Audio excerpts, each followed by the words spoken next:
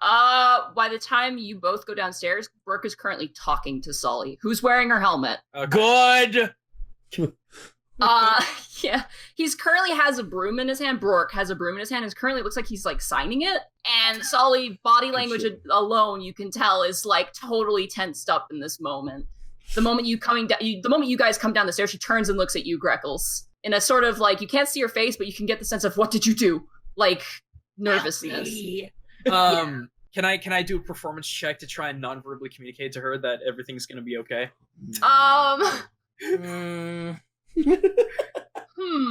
Like a wink?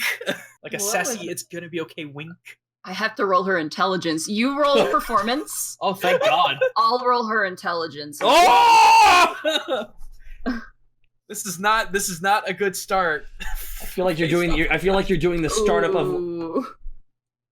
Okay, well, let's see how smart Sully is. Oh, great. It's the village people this morning.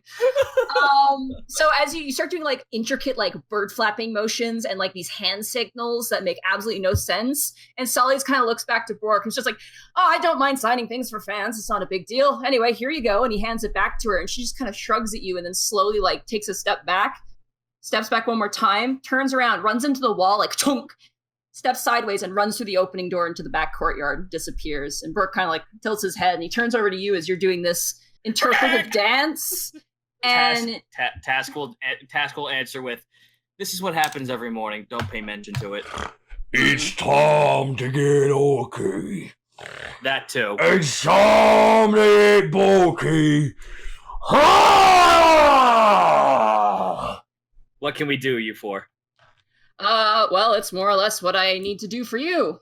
Sorry, it's been quite a wait. I tried to get back as soon as I could after meeting Balfour on the front of the war against the fire giants. Are all your companions present? I'd like to speak to all you, actually. Borky has no clean clothes, so Borky puts on a very, very nice towel. It's kind of tiny, though, for him. As you leave the hallway, Helga's still standing next to the lion door, and she looks at you and goes, "Oh my god." Good. And she just kind of follows you down the stairs. She just John H. Benjamin to you, and I love it. Our house, our rules. Oh, good morning. He waves to you, Panic, and then he sees Borky. He kind of chuckles to himself. Good morning, Don Collar. Yeah. Morning to you, Mr. Metal Teeth. 1 sec, I need to get me morning drink. Borky pours himself a pint. Helga stares daggers at you while you do that. Borky looks right at her. Borky just looks at her. Can Borky just look right at her and be, I technically own, like, part of it. 15 plus. She's gonna intimidate you. Attempt to intimidate you. Oh. That's 15 plus 4. That's a 19. Good luck, buddy. Make a wisdom saving throw. Whoa. No, a straight wisdom check. Either one or the other. Wouldn't it be a conflicting intimidation check? Actually, that's a better idea. Let's do that. You roll an intimidation check then. Oh fuck! I paid for this place. I'll drink when I want. It's that anime spiritual pressure. So close. Helga looks down to you and goes, "Do you like having spine? Yes! You want to keep spine? Clean up after yourself." And she storms back into her room where Sully left. Borky's just like, I haven't even taken a spine trophy yet. I don't know where I get one. Borky just drinks it and walks away. I don't even know where I'll get that. Anyway, let's forget about me. It's not about me at the moment. First of all, I'd like to thank you for what you've done. I tried my best to fulfill all the obligations you asked, and for the most part, I have. There's just a few things I had to basically follow the rules for, given the nature of how you solved this crime and some other things involved. We can go over that one by one. First thing I'd like to do is Professor Rumblefungus. It's Professor Bumblebee. Smashing. It's Professor Bumblebee. Hello. Oh my, you're looking good. Lovely place. Anyway, Brooke, where did you say that you wanted these? And Brooke turns to you guys and goes, "So this entire thing's your tavern, correct?" Aye. All right. Professor Rumblefungus, put one in every corner, and I think that should work. You assume so anyway. Whoa. Hang on. What exactly are you doing? Well, yes. Oh, well, come on. You want it to be a surprise, don't you? No. Surprises may not be the best thing. The last time we got surprised, we had to fight the giant statue. It's true. Fair- It wasn't even a Fair pretty. enough. Wasn't even a pretty Professor lady. Rumblefungus, why don't you maybe put a small circuitry around? And Bork, you didn't kind of notice it, but on his back, he's got this like giant parcel strapped to his back. He takes it off with his shoulder, and he rips open the parchment, and you see the rolled up pelt of the owlbear. Oh my god! Oh my god! Oh my god! He lifts up his hand. He goes, "Wait a minute. You're gonna like this. I can't pay you double. I can only pay you a little bit extra, but I decided to take some of your requests and make them just a little bit better." So Bork reaches down and he grabs the owlbear pelt on the ground and he lifts it up and shakes it out like a towel. And as he does, it becomes a full owlbear now standing in the middle of your tavern. He's back. Borky grabs a chair. Does it respond to command like a normal creature? Do you want to of find course out, it does. Task? Quick, shoot it! I'll do what something you do. Oh my god. Borky, just calm down.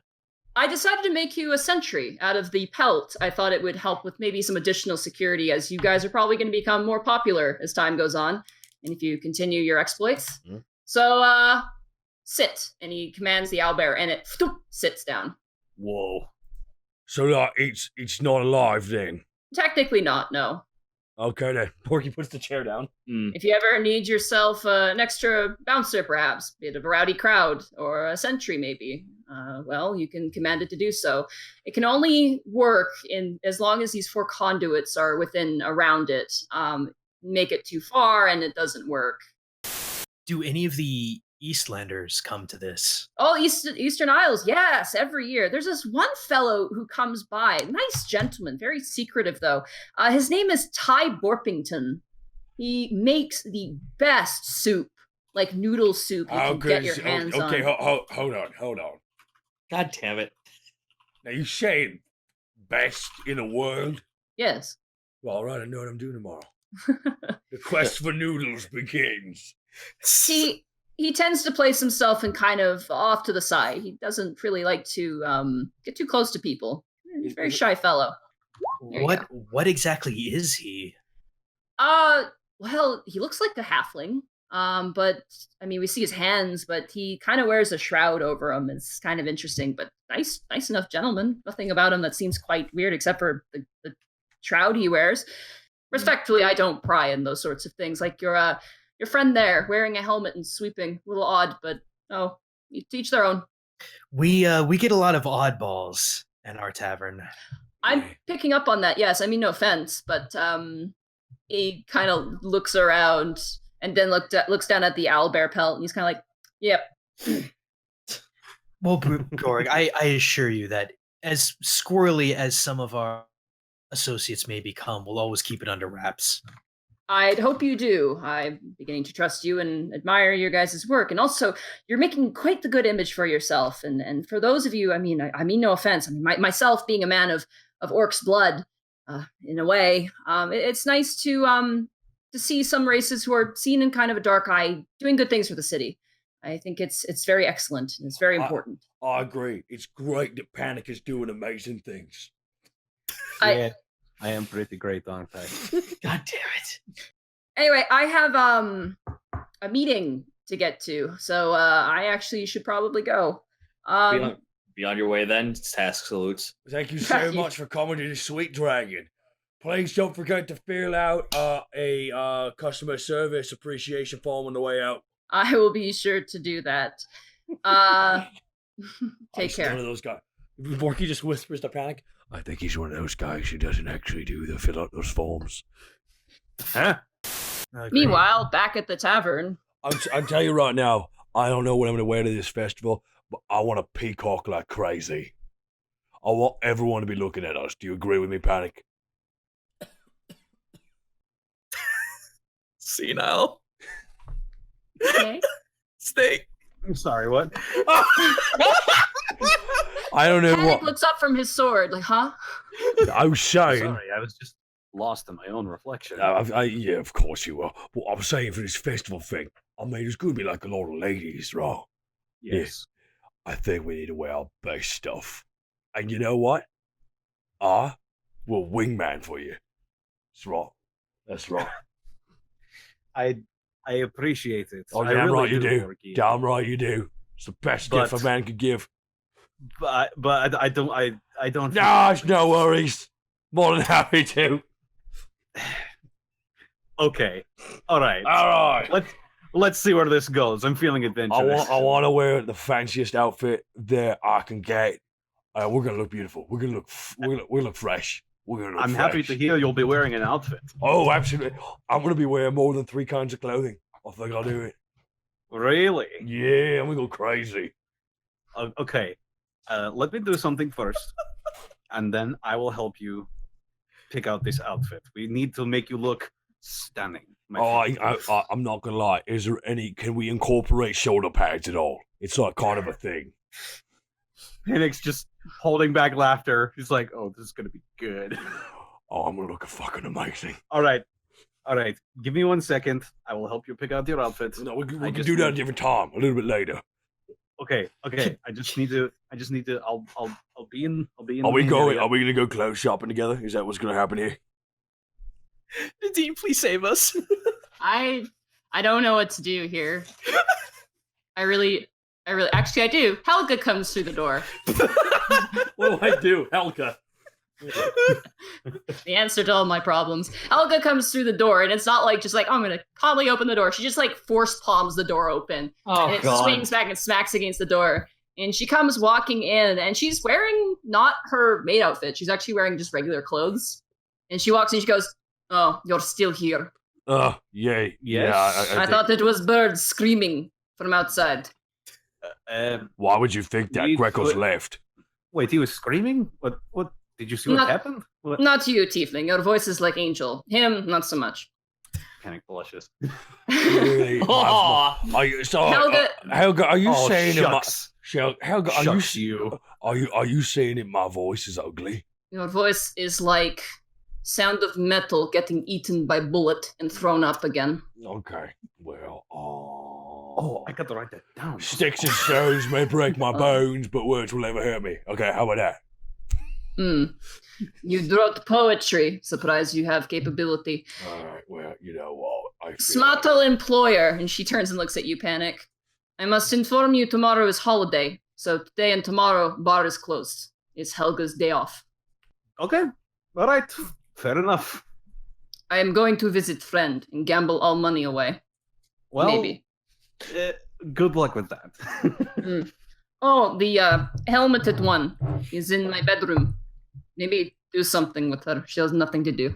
And she kind of steps out. And then she stops and she looks at Taras, who was left behind. And she like slowly turns to Taras, narrows her eyes, and just mouths the words, "I'm watching you." And then opens the door and closes it. So well, Tars ain't looking at you. He's one's eyes at the wall, one eye's at the other side of the room. Now, I'm gonna be honest with you, Panic. I need to be honest with you or something. Okay, well, I need to write a letter. You do. I mean, we need it before you do that. We got a name. We got to name our owlbear. A name for our what? Our owlbear, a magical owlbear. We got. Oh, I feel like that should be a group decision. I have an idea. I'm gonna put it out here. It depends. Task will probably hate it. Greckles will probably just, I don't know, stealth or something. I don't really know. But I heard it so far. I'm thinking waffles. Waffles? Yeah. Like, what's sweeter than waffles? Oh, you're going for the. You know what? I actually like that a little bit more. Thank you. I figured, I always use my arms. What if I use the muscle in my head? That you're a genius. What? While they're showering, can I write my letter? Yeah, certainly. Okay, so Panic sits down at the table, gets some pen, gets some parchment, writes down, "Dear Ozzy, hello, it is Panic. How are you doing? I am doing quite well. I have my own inn. It would be nice if you visited. There is a festival coming up. You should meet my friend Willow. She is great. I was wondering if you could send some potions my way." Wink, wink. Any potions that you... just give me a random batch of potions. Just potions. Just I will find out what they do. If you have any that explode, that would be even better. Your friend, Panic Grinton. I put a little heart. So you're saying a lot of mixed signals there. Your friend, but a heart. You're just I confusing incorporated it him. into my signature, so You are just confusing him. These mind games aren't going to play well. I'm not going to lie, dude. There will be a Facebook call-out post at this rate. You seal up the letter, and you seal it with his stamp that he gave you. yeah. And now you have a letter in your hand. How are you What do I guys do with this? Now, Is there like a postage place I could take this to? There are. There's one in every district. Okay, well, I take it to the postage place. Okay, well, before that happens, Thank you, Task guys. and Greckles come down as you finish dotting your little heart at the end. I'll start with this. Panic, you find a post office that has very chubby pigeons. Well-fed pigeons in the lower crafting district. they're fat. They're really fat. There's a fellow there with dusty brown hair, and he's got like these ridiculous goggles, not magical ones, just goggles on his forehead, and he's got like this really decrepit. He looks homeless, kind of. He's got like this decrepit jacket on. Okay. Oh god, it's the pigeon man. Yeah, he's literally a pigeon man. Some people just And he's young. He's probably about like maybe 16 or 17 years old. Like he's not an old guy.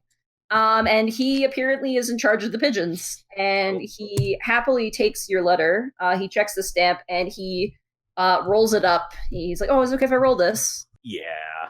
He rolls it up, and he puts in a little tube, and he attaches the tube to a pigeon, and he grabs the pigeon. He throws the pigeon up in the air, and the pigeon like flies, crashes into the roof a little bit, kind of stops, bobs his head, and then the guy goes, come on, you can do it. Believe in yourself." And then the pigeon takes off the roof and actually begins to fly. And he goes, "Yes, training was a success." I was hoping Wow. it hits the ground with a splat. That's what I was hoping for. He slowly turns to you and he goes, "That'll be 1 gold piece." I Why hand did you him pay one him more gold for the piece. entertainment? I hand him 1 gold piece. Say, that was impressive. Thank you. I honestly didn't expect it to fly. I like to spoil them, but also I see that. yeah, but yeah. He kind of scratches the back of his neck and he goes, Do I? Do I know? Fucking episode, man. This episode. I get enough like flack from the Druids Guild for me like dealing with these types of animals. Please don't do it to me too. It's okay. Thank you for mailing my letter. I will be on my way. This man. This is why I only like pigeons. And he sits back down. guys, Unexpectables is officially turned into an anime. It's been an anime for the last 3 episodes, Greckles. Panic reconvenes with the rest of the group. They got a fucking pigeon guy over there. I mean, can we eat him? What? No, he's. Why would I you want to mean, eat pigeons? he The rats eats with it- wings. I feel Yeah. like every moment we're not. You sound like that sounds like someone who's never eaten a rat before. Pigeons are certainly fat enough for eating. I can guarantee you that. I wonder what it would taste like. Eat a bird, but not you, Greckles. I mean, like a real bird. Have you never had duck, chicken? The druid fed us bird. Borky, did you forget? Did you What's a ask? druid? Seriously? Turkey is a bird. As you enter, you hear a ding doom ding doom ding doom ding doom. And as you look up, you see a set of magical stones playing a jingling melody. It's very garish. And around the corner comes a very large woman. She is a elf, and she is taller than Sin. She is so tall. She's almost about the same height as you, Borky. She's very tall. Hello. Good morning. I'd actually like to purchase a set of custom clothes. Custom. Oh, for the festival. I'm looking for a pair of very nice clothes that show a sign of rank amongst military. Your size, your fit is rather interesting. You're not a gnome. You're not a dwarf. You're not a halfling. Closer to a halfling. No offense. The tail is going to be my greatest challenge. Can't you just cut a hole in the pants? What? No. Task holds his hand up to Greckles. No, the large idiot has a point. Will the coattails actually assist you in being able to fit around it? I could. Well, the coattails won't hide everything. I'd rather they didn't. I'd rather they didn't hide my tail. Actually. Well, of course your tail would be out, but certainly pants. You'd want pants, yes? Aye. Okay, well then there's going to have to be some interruption there, so that way it's not uncomfortably stuffed in a pant leg.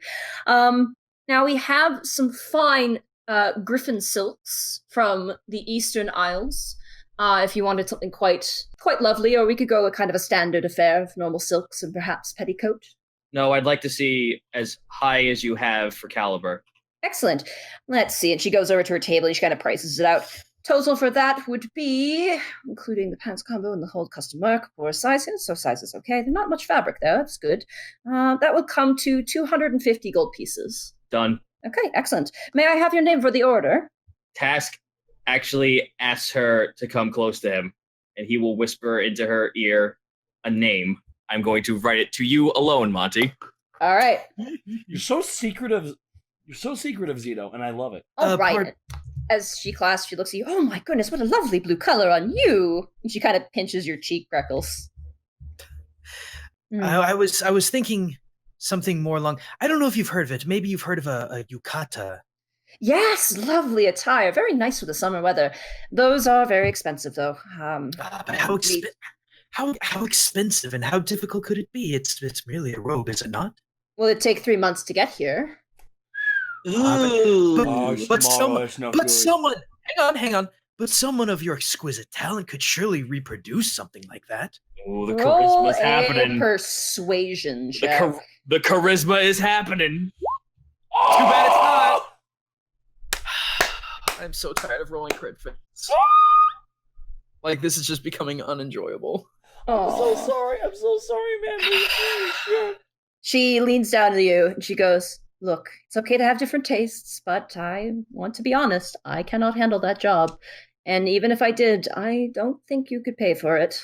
Even the high districts probably couldn't pay for it. Understandable. Then she goes over to you, Panic. She goes, oh my, what a handsome man you are. Well, why, yes. She kind of walks around you and looks. Slim cut. Getting flashbacks. No, slim cut. No hooves, thank goodness. I had a lady in here last time, and she was awful to fit because of it. Nice girl, though.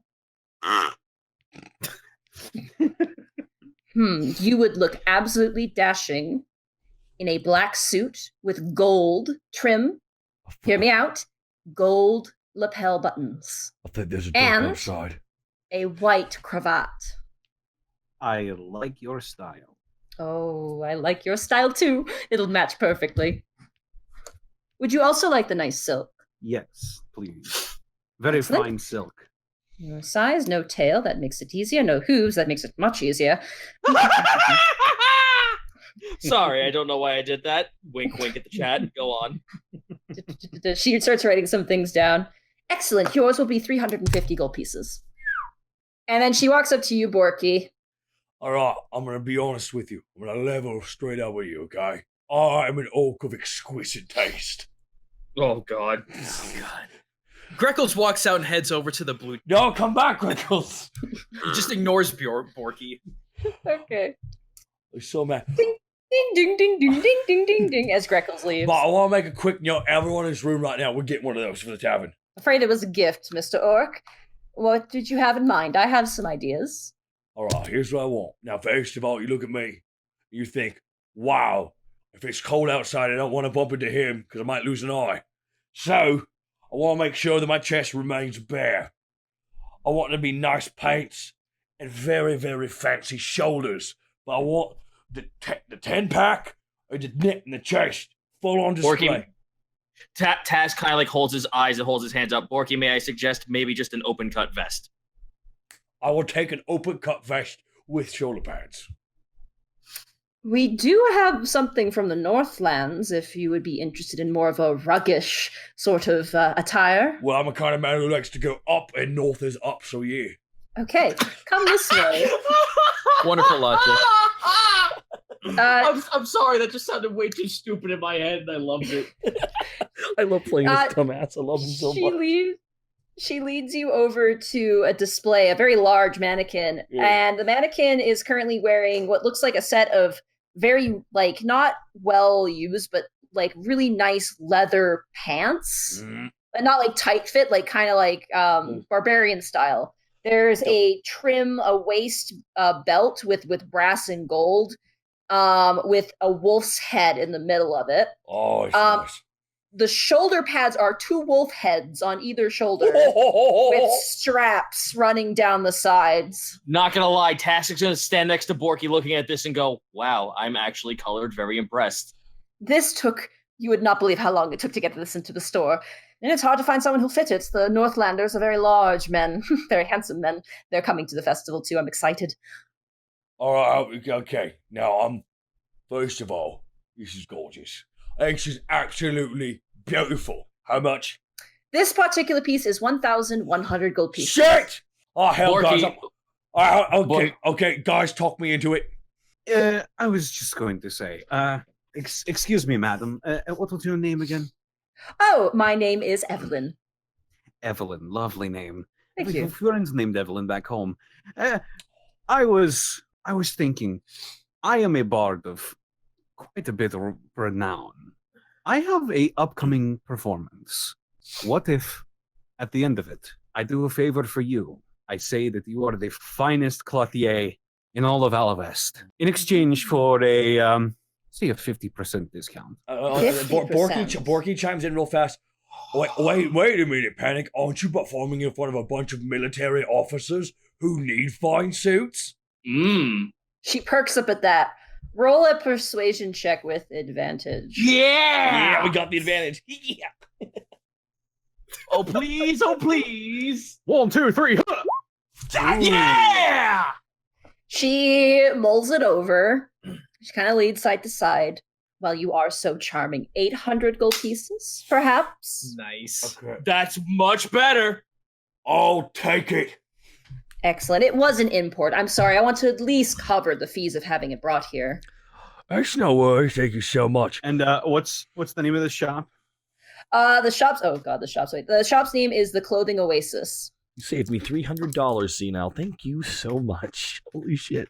Would you like me to package it up there for you? Oh, no, I'm going to wear this out. Wear it out, but you'll get it dirty before the festival. Oh, shit. Borky, What? at the same time, I will say this to you. Miss Evelyn, you claimed that there were folks from the north coming down, yes? Yes. They come down every year and they cook a large wild boar. Tell me, would they be of the same race as my fellow man here? There's a few half-orcs every year, mostly men, human men, no elves, shame, and a few of the gray-skinned tattoo fellows. I can't quite remember the race. Pardon me, I don't get outside very much. Goliaths. Yes, that's it, Goliaths. Oh, right, yeah, that's what they are.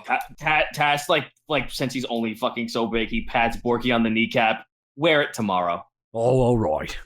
Thank you, ma'am. I'll take 800. Yes, not a problem. And if you find anyone who needs to do any last-minute festival shopping, let them know. The Clothing Oasis is always open. Well, not tomorrow. I think I may have someone in mind, hopefully if I see her again tonight. Have a good one. All right, take care.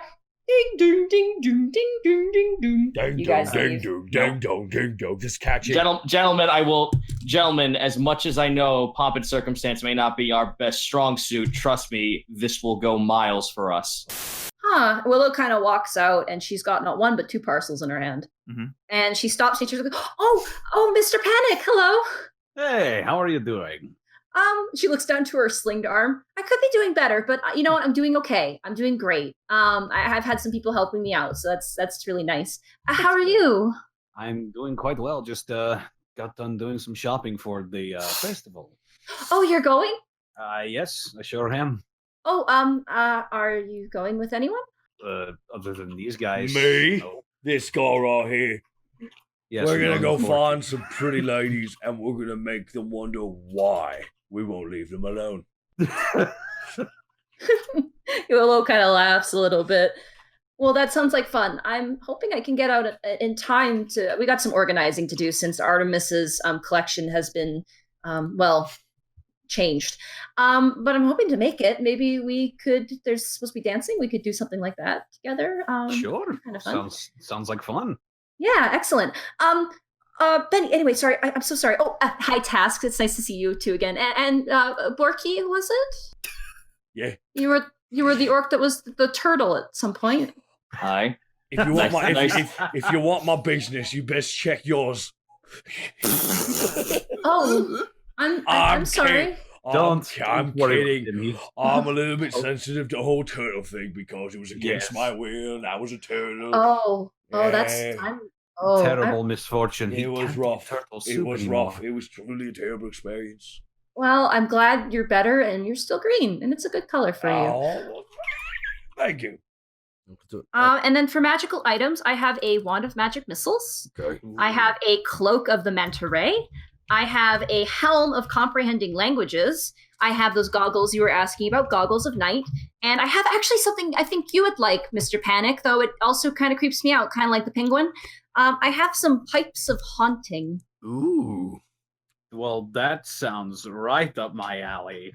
Let's. I thought so too. She pulls out what looks like a pan flute from hell. It's decrepit dead driftwood, and there's bird skulls on every single chamber of the instrument. Metal. What does it do? So you must be proficient with this wind instrument to use these pipes. They have 3 charges. You can use an action to play them and expel 1 charge to create an eerie, spellbinding tune. Each creature within 30 feet of you that hears you must succeed a DC 15 Wisdom saving throw or become frightened of you for 1 minute. Jeez. Good lord. I'll take it. It's 2,000 gold pieces for that item. I won't take it. Oh, I'm sorry. Hold on. No, How much money does Panic have? I have 1,305 gold pieces. Borky's like, "Aye, mate, take 300 gold. You save me some money. I want to help out a friend." Borky offers up 300 gold. Borky. Aye, you're my Nakama. The bromance. Oh my god. That still doesn't leave me with enough, though. How much do you have left over? Well, that would put me at 1,605. I could put in 100 gold pieces if you'd like, Mr. Panic. Yo. You would do that for me? Well, you're my friend, and you saved my life again. Yeah, why are we paying exactly? Huh? What? I said, why are we paying exactly? I'm joking. Hey. It is a very expensive instrument. She hands you 100 gold. I think it would be very beneficial for us since, well, I don't really have a lot of offensive options, so I feel like maybe I'll put in 300 for you. Task. Let's get this one thing straight. If you're going to be a soldier, I'm going to treat you as one and make sure you have the proper equipment. If you're going to be a civ, I'll take the money back. Well, hard to argue with that kind of logic. I'll take it. Cracking that whip. Would you like a gift wrapped? No, he'll be playing it out. Okay. Here you go. Probably not in the town square, but I think I will keep it on my person. As you guys are kind of doing whatever, Willow pulls out the goggles. You were interested in these, right? I was. Excellent. They've been fully identified. We also learned that they're not as strong a variant as what we thought they were, which is good. We thought that potentially they could be goggles of X-ray vision or something along those lines. I don't know, some sort of magic. I don't know. They're basically goggles that you see 60 feet in the dark. And how much? It's now been reduced to 1,000 gold pieces. How about the cloak of manta ray? How much you sell? That one is 1,100 gold pieces. Oh, goodness Damn. me. Tell you what, I will, since everybody's being so kind, I will give you all the money I have left going towards that. Which is how much again? Just out of character, how much is that? A whopping 5 gold pieces. You're so pious, Panic. The thing is, I could get both and have nothing left, but I just bought those 2 potions. Okay. Can I be honest? Can I be honest with you, out of character, real fast? Will you get the fucking goggles so you can see shit in the dark? God damn. No, it. that's definitely okay. That is going to happen. So that's 1,000, right? So I'm just gonna take that off right now. So now I can join the cool kids club of seeing in the dark. The goggles, as you pick them up, they look like they've been fully cleaned, and also potentially had the enchantment altered. Can anyone loan me about 60 gold? Well, I will loan you 60 gold on one stipulation. What is that, Borky? Borky reaches down and plucks off one of his feathers right by his nipple. Ugh. Okay, was that the stipulation? I told you. And Borky just drops 60 gold pieces, staring right at his eyes on the floor. You paid 60 gold pieces to fulfill a fucking grudge. Nadine, can I metagame a little bit and sell back those so I can actually afford this thing? Willow feels bad, but she does let you. She's like, well, you didn't use them, obviously. I'll take those back. I'm sorry. Well, the money's still going to you anyway, so I suppose. Pick up the gold, Greckles. This gold's all on the ground, 60 gold pieces. Wow. What a spiteful dick.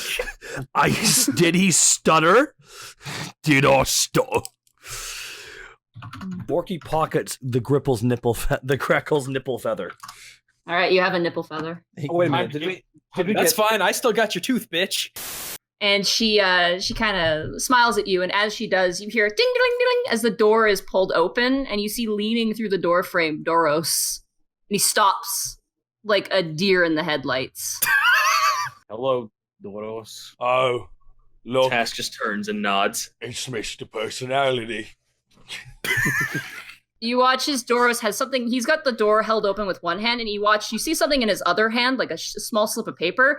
And not so discreetly, he kind of slips that behind and tucks it away somewhere, and slowly strides into the shop. Which Insight check.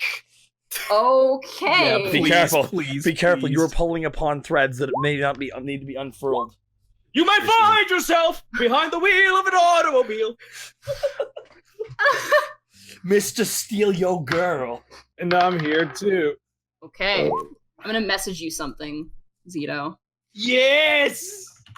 This episode is fucking trippy, and we haven't got to the festival yet. He, as he kind of steps into this building, he kind of rises up again, and his head almost hits like the rafters. And he kind of glances, and Willow's like, "Oh, hi, Mr. Doros." And Mr. Doros kind of nods, and then very awkwardly, sort of, kind of like looking to you guys and looking away, kind of saunters over and begins to kind of look at a shelf. Task will just sit there with a smile on his face. Task, you notice him taking glances every once in a while. Silly question, Doros, but if I might be going to that fight ring tomorrow, if I see you there, I'd be more than happy to scrap. Doros kind of pulls his head back and kind of furrows his brow and raises one, like, what? Why do I just see him turn his head 180 degrees with an eye raise, and it fucking sounds like stone grinding? He kind of slowly nods, and he kind of looks again towards the target of his interest, Task, and kind of trying to ignore Bork, he kind of turns back and looks at the potions, but it's obvious he's not looking at the potions. Task will just nod to him. He's not going to say anything. Cute. It's fun. Hey, Greckles. Yeah? Greckles and Panic, I need to speak to you about something. Task holds up the potion of fire breath for a second as if to divert something, but wants them to move over to the corner. Am I not invited? Yes, Borky, you are uninvited. Oh my god, why would you do that? Borky walks out. But, Mr. Oh. Ding-a-ling-a-ling. Borky, What? get back here. Okay. Ding-a-ling-a-ling. Oh, is this something? Oh. All right, Okay. Task, what is this really about? Well, Task is like sleight of handing his finger pointing over to Panic. What? Okay, so I'm going to keep this low. Do you have the hots for that one? Task points to the bottle, but then points to Willow. Did you? Do you? Legit question. I mean, she's a nice girl, and I certainly. Oh, Task is not something you guys have! Panic, you gotta seize the moment, buddy. Carpe diem.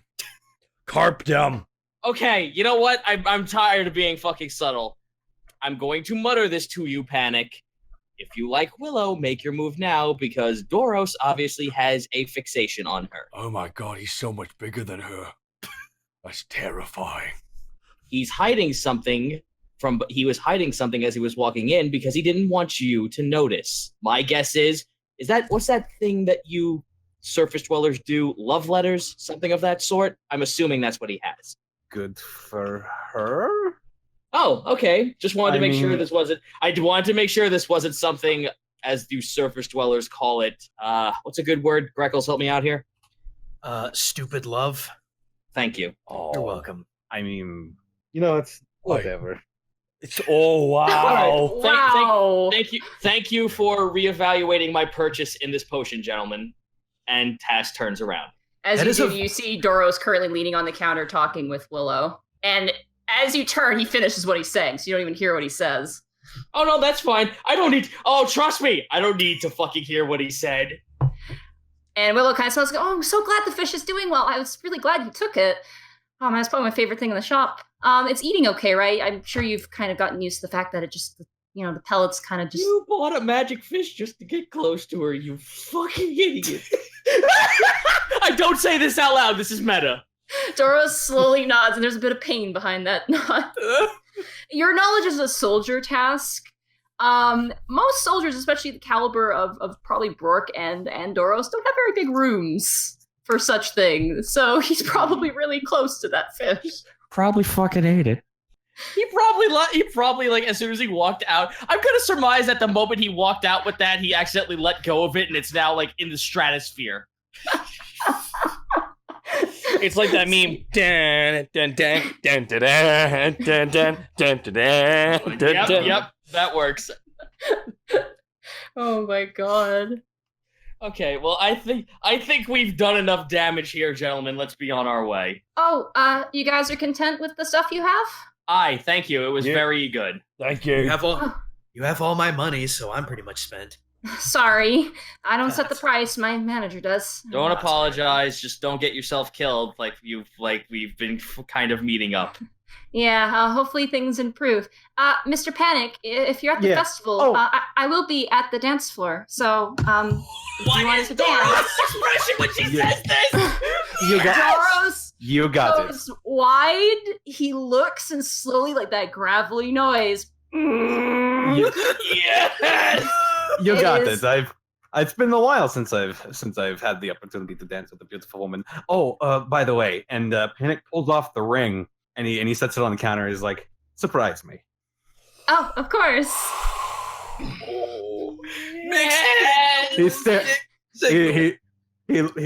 He gives Doros one of those anime looks. Hair swoosh. Walks towards the door. Oh, tell me there's no more kills. Can Borky be the last guy in the room and Borky just does a pose? Unexpectables, and closes the door. You hear a of metal as Doros's gauntlets are gripped tightly. He can't see it, but he's facing the rest of his group. He's just got the fucking smuggest grin. Yes. No, dude, Task is just smiling along with you. You guys leave the store, I assume? Borky kind of walks out. Damn it, we did our job here. I have a particular walkout I want you all to imagine. For those, you remember Sokka's the water tribe. The water tribe. He does that with Unexpectables. He closes the door. He's just got the biggest Eric Bischoff grin right now. Oh. Why are you pissing off a level 20 Colossus? I'm wondering what the end goal is at that. We're not pissing him off. I feel as though I've been issued a challenge. Dude, Doros is just a nice guy, okay? He's just a nice guy. Dude, he's such a cool guy, but come on, it's the Unexpectables. We have to be dicks to someone. There you go. I'm surprised we haven't been more of dicks to each other. We are dicks. I just ripped off your nipple feather.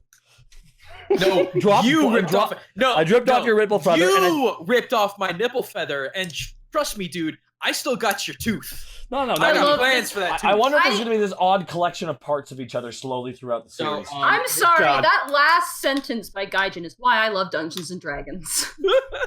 Just out of context, that's beautiful. So morning, you guys go to bed, and the first person to wake up actually is you, Panic. And you wake up and you hear a large banging noise on your window, like a on your window that just launches you awake. Wow, what the fuck? As you get up and you crawl over to your window, you see, as you pull back the curtain, dazed and kind of half dead, slumped outside on the roof, a giant pigeon. And when I say giant pigeon, I mean it's like the size of a basketball. Whoa! Like the actual physical body is the shape of a basketball, so it's like it's a giant fat pigeon. Like it's a big fat pigeon. And there's ropes on it, and bound to the ropes is a tiny little crate. How small are its wings? Panic opens his window and looks outside, just flabbergasted at this fat pigeon. Oh, it looks up to you like, help me. Listen, I explained to the pigeon that I only have 2 spell slots.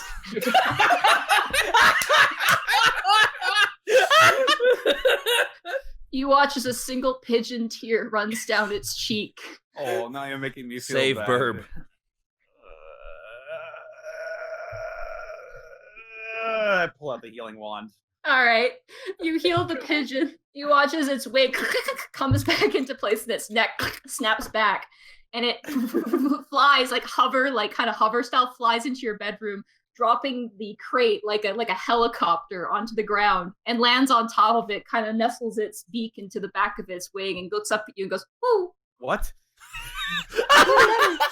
We're married now." What?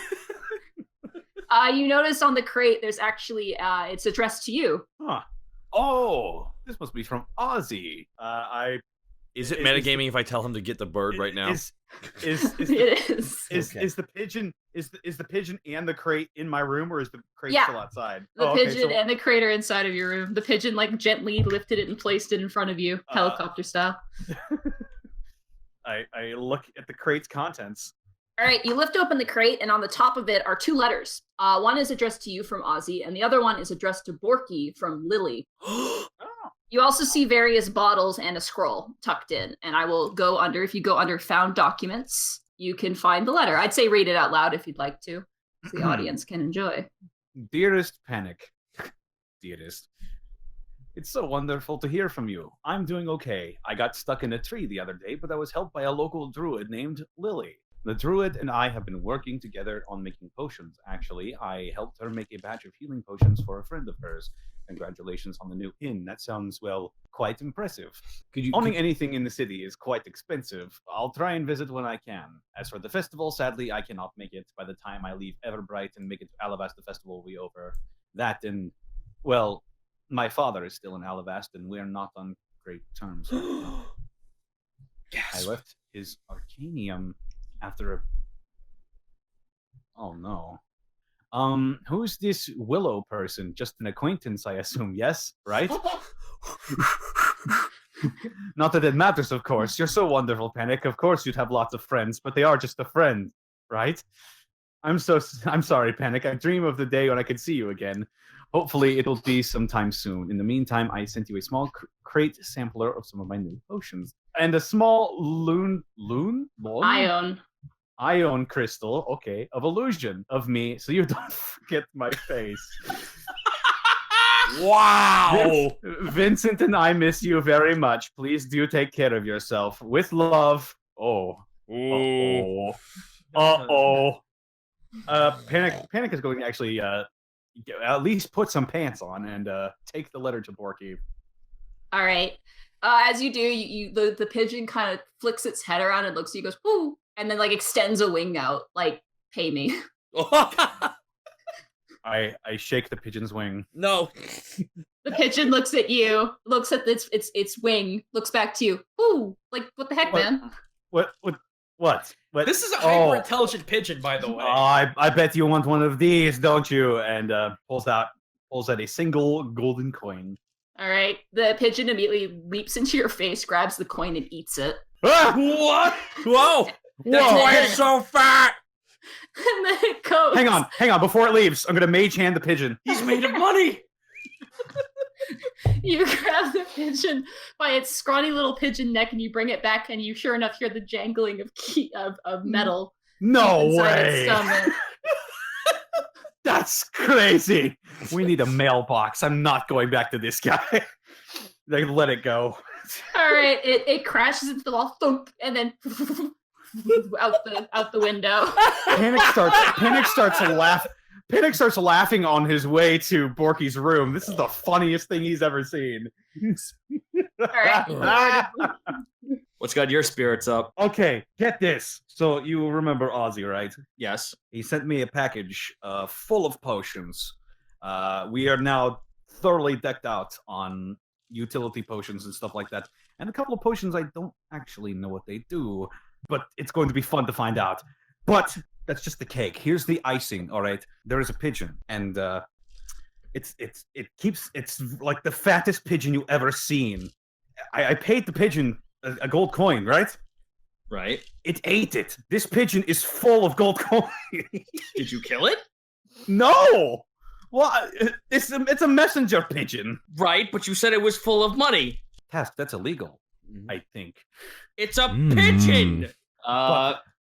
Do you think we should have some fun with those potions? And if anyone comes into the tavern, actually splice a little bit of the rainbow potions into it? I think that might also be illegal.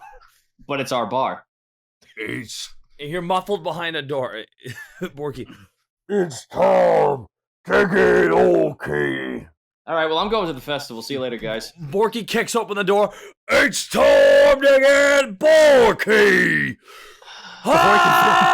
Festival day! While he's doing that, Panic slaps a letter on his chest. This came for you. It's from Lily? From who? Oh, shit. From Lily? Lily delivered it? It was a very fat pigeon. Hold on. Just a letter here. How fat was this pigeon? It was filled with gold, apparently. Did you kill it? Why'd you get...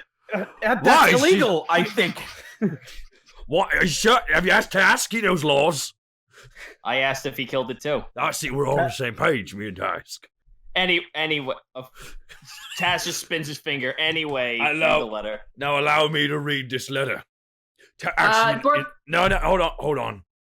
Actually, Sorry, what were we gonna say, Nadine? Sorry. I was gonna say you can't read. No, I was. It was a bit. I was going for a bit. Oh, but you know what I thought? Actually, Panic. There's nothing smoother than your dulcet tones. Would you please read the letter to me? Well, if you insist. Oh, it's good. To my wonderful friend Borky. Don't do a voice. Don't do a voice. I'm so happy that I can finally write to you. A lovely man in the forest gave me your address after I helped him get down from a tree he was stuck in. That's probably Ozzy. I think he was kind of scared, but the trees were just playing, really. That's very weird. They Who's put him Ozzy? down after I asked them nicely. Anyway, he was very nice, and we talked about potions a lot. He also talks about someone called Panic all the time, and to be honest, Panic sounds like a very wonderful man from what I've heard. Okay, Almost as wonderful as I'm you. going to have to trust you that you're not adding that part. And that's actually in the letter. Yes, that is in the letter. Oh, I would show you, but, well... speaking of potions, I brewed a lovely batch of red ones recently. I know they're your favorite, so I kept a few back all safe and cozy for if you're ever back in my end of the forest and want them. Thimble told me all about the beautiful drawing you left on my door last time you were here. That's Oh, true. Borky, I'll treasure it forever and ever. All right, take a note. I'm now going to write a letter. Well, it's just not over. There's There's more letter. Yeah, there's more letter. There is? Yes, about halfway through the letter. Holy shit, all right. All right, things in the forest have been just lovely since you helped me get rid of that awful creature. Cool. I spent a lot of time with Mrs. Bear, keeping her company after the loss of her cubs. Oh. Mrs. Wolf and her children have visit sometimes too. We talk about you and Task a lot. Oh, that's nice. Oh, Lord. I don't know what we would have done if you guys hadn't come along. I hope you, Task, and your other friends are having lots of wonderful adventures and that you can tell me about them soon. You are my very good friends, and I miss you both so very much. Please stay safe in whatever you do, and please know that I will always be around to help if you ever ask. With lots of love, Lily. And drawn underneath is a beautifully detailed picture of Borky and Lily sitting in a clearing in the forest. Borky is sitting on the ground next to a large flower-covered tree stump that Lily and Thimble are perched upon. Playing together around them are Mrs. Bear's lost cubs and a number of little wolf pups. Oh, it's nice. Even the pups. Picture. Oh, it's nice. Even the pups are there. It's nice to know we have an ally outside of the city. We got the couple, apparently. Let's go. By the way, who's Ozzy? Ozzy's the guy you tried to steal his hedgehog. Oh, it's your boyfriend, right? No? Yes. I'm not quite sure myself at this point. Does he know what he is? My dating life is very tricky. I'm not gonna lie. I'll fucking say. I'm not gonna lie. It's like a straight line, but I'm still getting lost. Panic looks to the hard camera and shrugs and goes to Cuts the Parks and Greckles Recreation intro. Dun dun dun dun dun dun dun. Oh, so is Panic the only one going into Greckles' room? Yeah, he's gonna. I knock on assume the so, door. yeah. Okay, you are in front of the room. Hey. sorry, Monty. Go ahead. I'm sorry. You are in front of the room. Jeez. Who is the GM and who is the man? What is the man? Panic, what do? You're in front of the door. I look for Greckles. All right, you knock on the door. There is no response. Okay. Hey. Rise and shine, sleepy barb. Okay. As you open the door, I'm sorry, I have to play DM a little bit. Okay, fine. As you open the door, you see Greckles like he's sat up, like he's just dead out, but he's sitting up in his bed, and in his lap, you see a single scroll. You just see him passed out with the scroll halfway open. Panic looks around the room, back at Greckles, kind of slaps the letter that he still has in his hand. Just, you okay there, sport? Panic? Yes. Oh, Hello. Welcome back to the that's- world of the living. what time is it? Festival time. Oh God! And you see him like frantically, like utterly frantically, like trying to get the scroll wrapped up and put back in his robe. What are you doing? It's nothing. You said it was festival time. Yes. Are you okay? Let's just say I didn't get a lot of sleep last night. Were you up all night reading them mangoes, son? Don't metagame, Zito. Sorry. Don't metagame, Zito. About that, actually. I noticed you were pretty upset when we couldn't get a outfit for you for the festival. Oh, yeah. Honestly, it's. Well, you see Greckles like really despaired, but he's trying so very hard to hide it, and it's not working. well, I am a bard, and it's my job when there's a party or a festival to make sure everyone is having fun. And if you not having an outfit is going to make this less fun for you, well, hang on. And Panic goes back into his room, and he comes back, and he's got his shirt and his little sash that he wears around his waist. I actually made you something. Oh my god. I saw you were pretty upset when we couldn't get you the outfit, so I did a little bit of research, and I made you this. And he unfolds his shirt, and it's sort of like a very short robe with long sleeves, and he drapes it over Greckles' shoulders, and he ties the sash around, and until it sort of forms like a little bit too big for him, but very nicely folded yukata. You made this? Well, you didn't seem like you were going to have very much fun without it, so When I did figured- you make this? last night. Huh. I know it's not your color, but it's the best I could do. Honestly, Panic, thank you. You've been the only one to try to reach out to me like this. Thank Hey, you. it's what friends do. Aww. Now let's go have some. Now let's go have some fun, shall we? Oh, Ty, real fast. I want to go over the schedule for today before you leave. You need something. What needs to be done? Here's my plan for today. Breakfast, beer, rest of breakfast, put our clothes on, women, and food all day. And also I'm going to fight someone. And it will be a good fight. And I will win. Start with step one. Borky pours himself a beer out of one of the cans. One of the big... As you go to pour out the beer, you realize that it's empty. Hold on. Everything. Stop. Full stop. Full stop. Borky goes to the other one. They're empty. Helga's not there. She hasn't refilled. No. Borky! To ask that. No! Borky grabs one of them and throws it. He throws one. Task, No! Task will stand there just staring at him and snap his fingers. Look at me! There's beer at the festival. Don't you lie to me, you little lizard bastard. Why would I? I plan to have a drink myself. Fine. Borky puts the giant. And also think of it this way, Borky. Yeah. Why would you want to stay inside a place where we normally sleep and have the same food when we could have something different at a festival that has far more other cultures than we could ever imagine? Because it's free. Do you want those noodles? Oh, we pay for that, but the beer was free. Then go out there and get some. All right, you guys get dressed up. You're not. Are you guys dressing up as in your nice attire? I'm gonna say now's the time. Oh yeah, Task is putting on his nice attire. Borky's equipping his World of Warcraft shoulders. Borky has to walk through his doors sideways, though, because of how wide he is. I'm walking sideways through doors because of this outfit. But then again, my back could never look too big. It's GQ Alabast edition. Borky's on the front cover.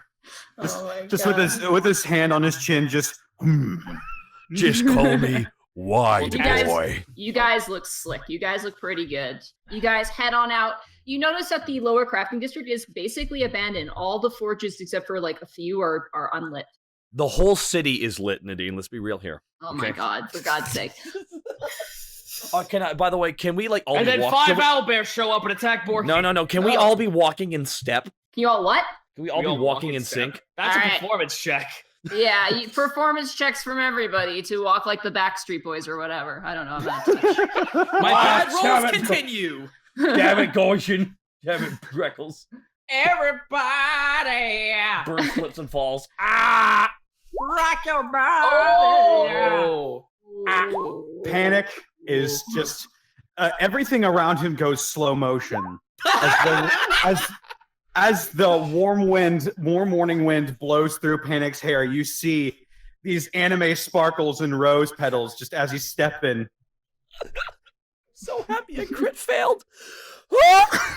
Borky, you are waving your hair, you looking fine, and then you trip over a barrel and face plant. Fuck!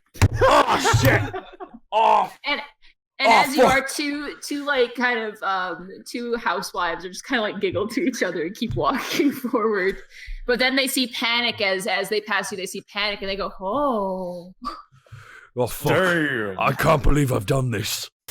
We have one last final speech from Miss Abacus Fleetfingers, one of our primary founders of Alavast. And as he says, a person walks up to him and kind of leans up and pokes him in the shoulder and goes, "What is it?" He leans in and they go, "Oh, Miss Airivine is supposed to speak." And he gestures to a tiefling woman sitting behind him as well, who you notice hiding. And I'd like to welcome back our guest, Star Exorcist. Yo. Heyo. So Ruby walks up to the crystal, kind of looks at the crowd like with just complete and utter fear, and is just like, "Have a good festival," and then just backs away. Bork is like, Brilliant speech. Stellar. Yeah! Woo! Absolutely Greckles- stellar. Greckles just kind of tilts ahead in complete confusion as to why his colleagues are freaking out so much. You had to be there for it. Woo! well, as Miss Airivine has said, Bork kind of adjusts he's wearing very nice armor. It's very well polished. He's got a cape on this time. As Miss Airivine said, everybody have a good and safe festival. Thank you. Let's push through the crowd and head up over. Borky's doing like double finger guns gesturing This way. Yes. You guys push your way through and you make your way, and as you do, immediately a set of swords are pointed at you. Oh, hey. Task will stand there looking at them, hands behind his back. Hey! Do you know how much this suit cost? If you scratch one soul fiber on this, I have a mind to extract compensation from... Task holds his hand up. Can Rivia notice this going on? Oh yeah, you're right there. Okay, Rivy kind of looks over and like rolls her eyes. Of course it's them. She walks over and is like, "Guys, it's okay. It's okay. They're with me." And one of them appears to be kind of the leader of the three guards, turns to the woman behind him, and the woman gently, like almost like wind, lifts up her hand, and she kind of pats the wind a bit. She goes, "No, it's not their time. And they all stop and be like, sheath their swords and back away. It's always time for Borky. He said under his breath. If I may be so bold, who is your husband? Oh, my husband is Balfour Belton. He is a Azamar of the Vetrion Pantheon, leader of the army, and a very lovely husband.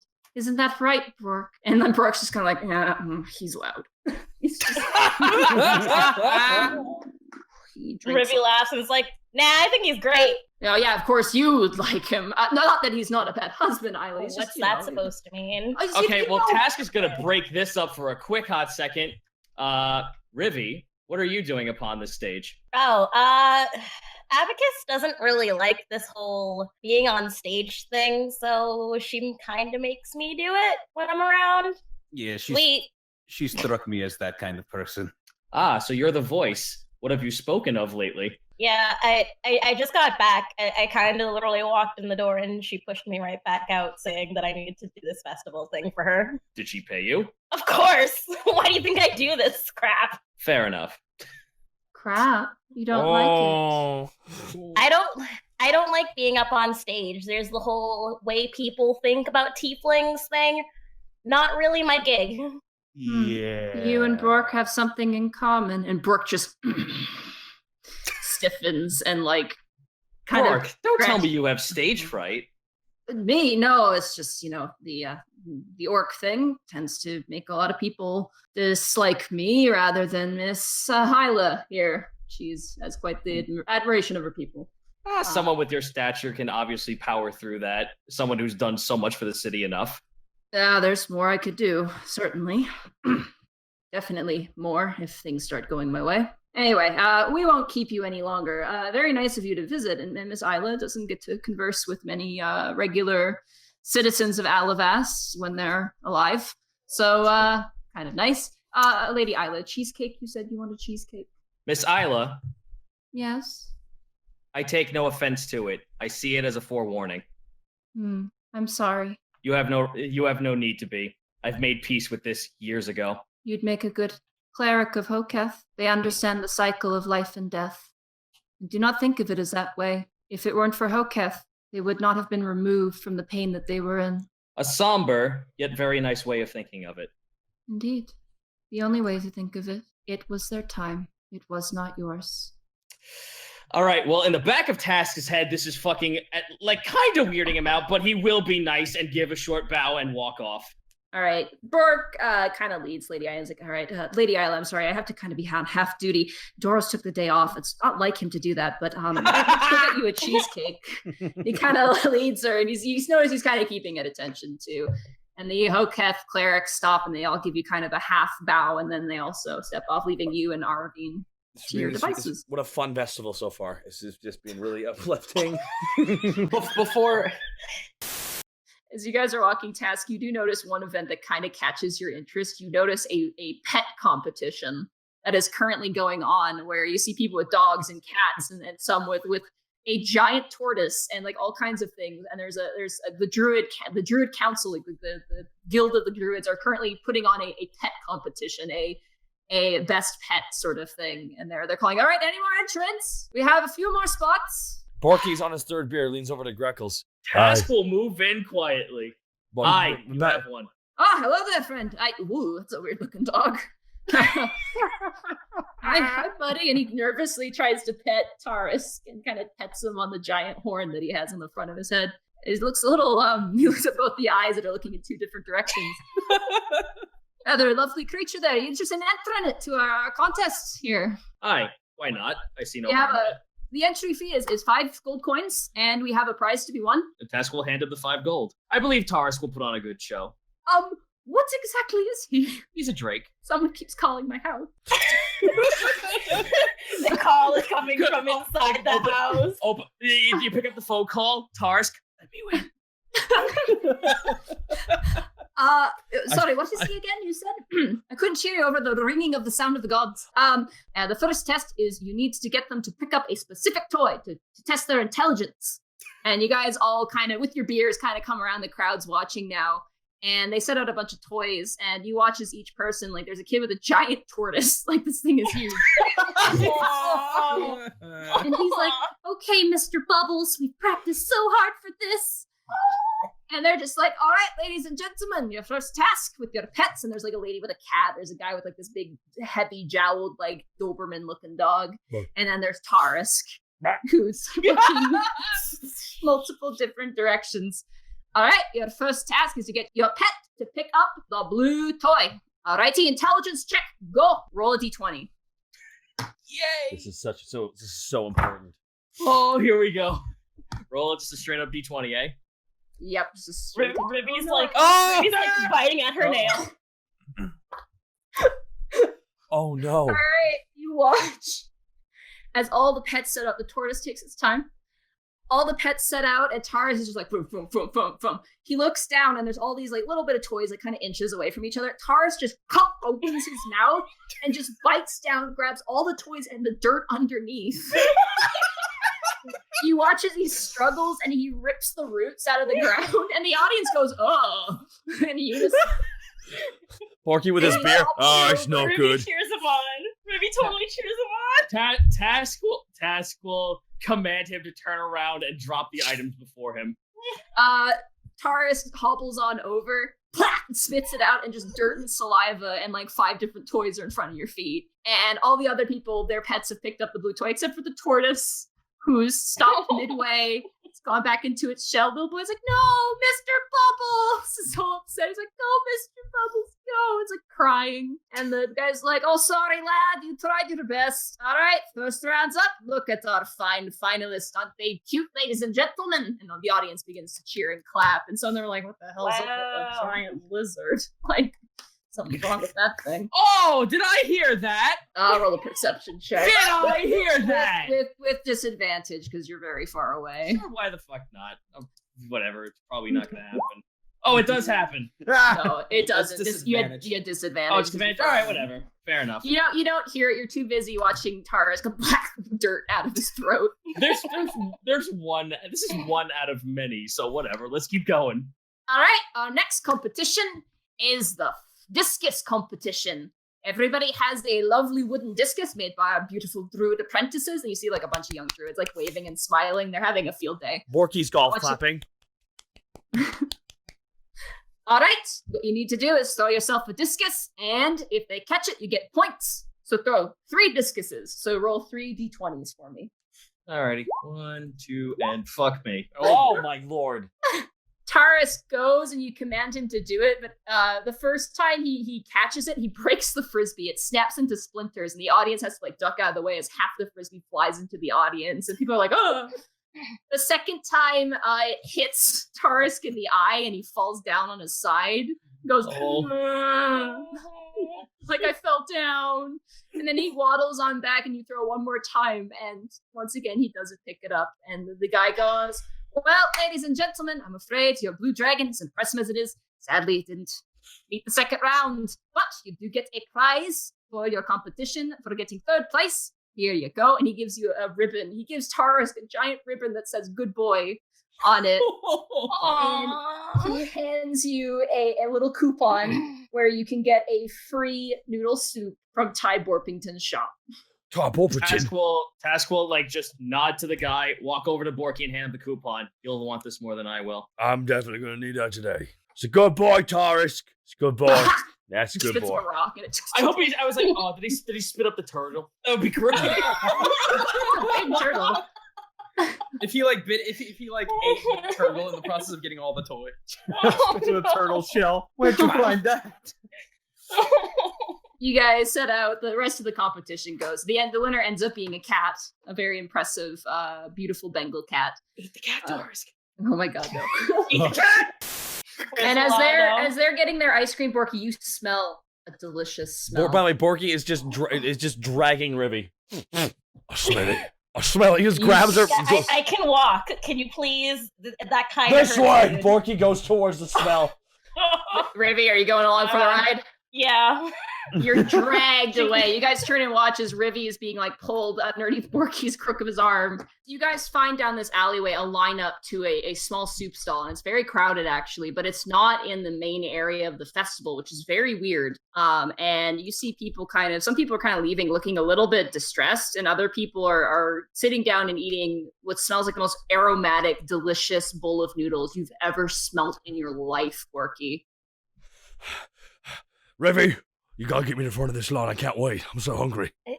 Do I actually Borky have grabs that her, ability? puts her right to the front. Out of the way! Excuse me, government employee coming in. Coming to inspect. The people move away, and as you guys break the line, you see a man currently moving noodles in the air and stirring soups. And as he turns around, Borky, you see this.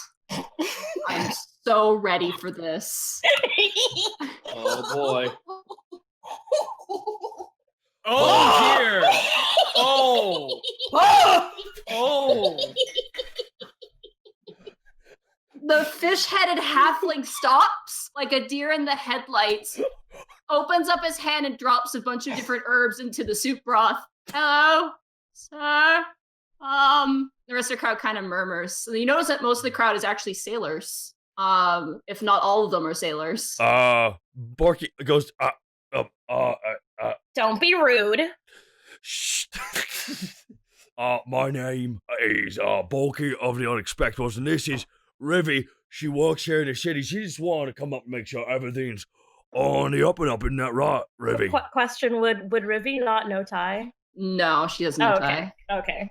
Tai was a sailor. You get that sense of him. Wow, I'm really getting that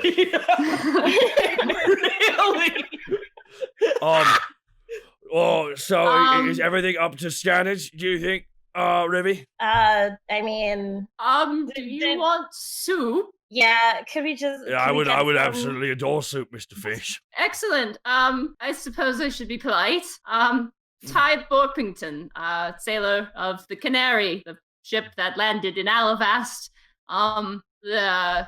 He's still awkward. He's kind of avoiding the obvious elephant in the room. Do you like to swim?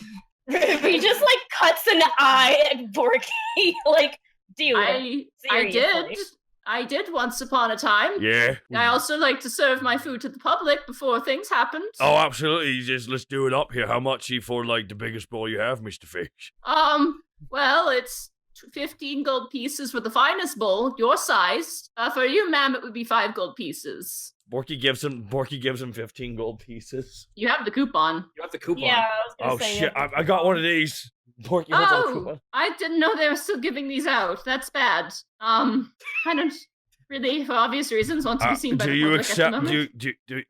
Of course, I'd honor it. I mean, you seem like a interesting gentleman, and you haven't run away screaming from me yet, which I appreciate. It's kind of nice for a change.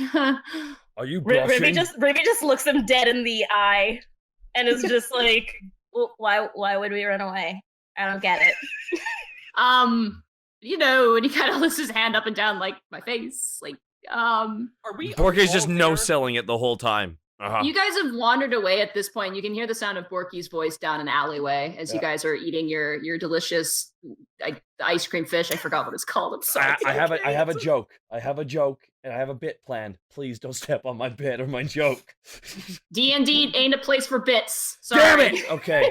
Borky gives him Borky receive. Can Borky receive can Borky just receive his fucking soup, please? You watch as this fish-headed halfling goes to absolute town in his kitchen. He is like there's a lot of like fast, quick motion, chop, chop, chop, chop, chop, chop, chop, chop, chop. But there's also love and tenderness to each ingredient. You watch as he lays out pieces of meat and just gently carves it with each stride, but it's fast and efficient. He drops meat into the broth. He throws the noodles in the air, seasons it with herbs and vegetables and onions, and then he serves it up in this giant, massive bowl. It's like a punch bowl for you. Oh, yeah. And he hands you a big spoon, which is basically a ladle. And he pushes it in front of you like he's presenting a work of art. Borky's just been smelling it. It smells aromatic. There's all these different herbs, and you can smell the richness of the broth. It's like a bony broth soup. I want you to know, Mr. Fish, that it's right here. Mr. Borpington, please. Mr. Burpington. I just want you to know. Bork starts crying. This is beautiful. You're a beautiful man. Thank you. I'm a beautiful man. Borky walks away. But you guys at this point walk down and you see Borky walking away, just crying tears into the giant bowl of soup. Guys, Can Borky notice them when as he's drinking the soup?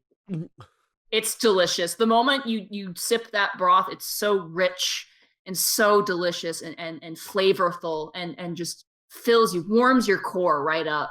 The meat is lean and delicious and so tender. You are legitimately making me hungry right now. Yeah, same.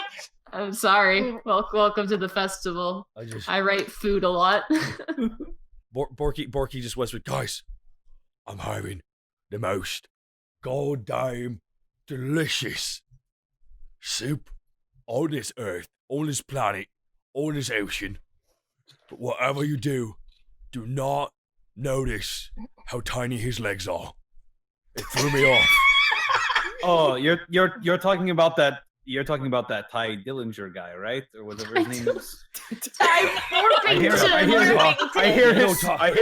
I hear his soup is a solid 10. It's true. No, right here. I'll tell you right now, he makes a damn great soup for having tiny ass legs.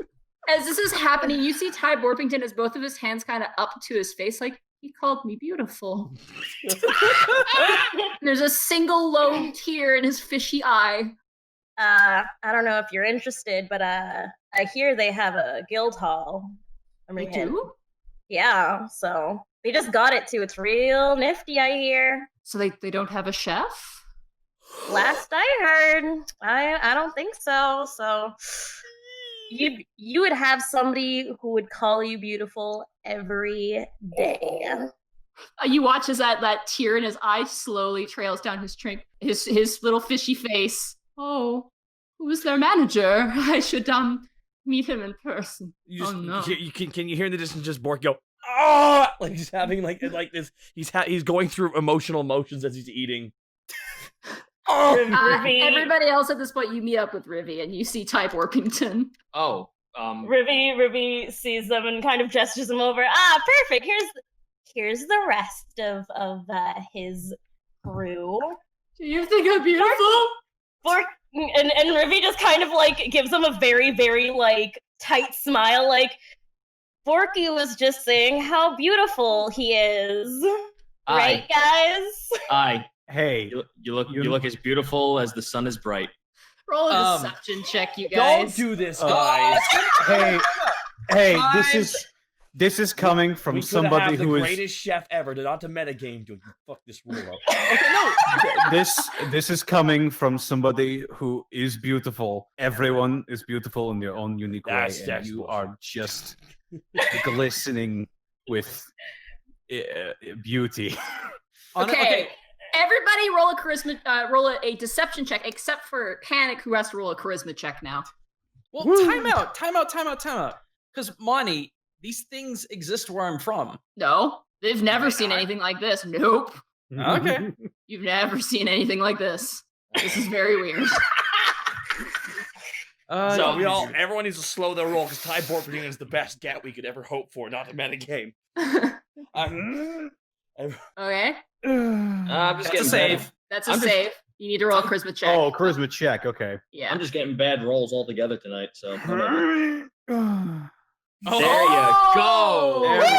There we go. Dab on the haters. Let me do an insight check here for Ty. Okay.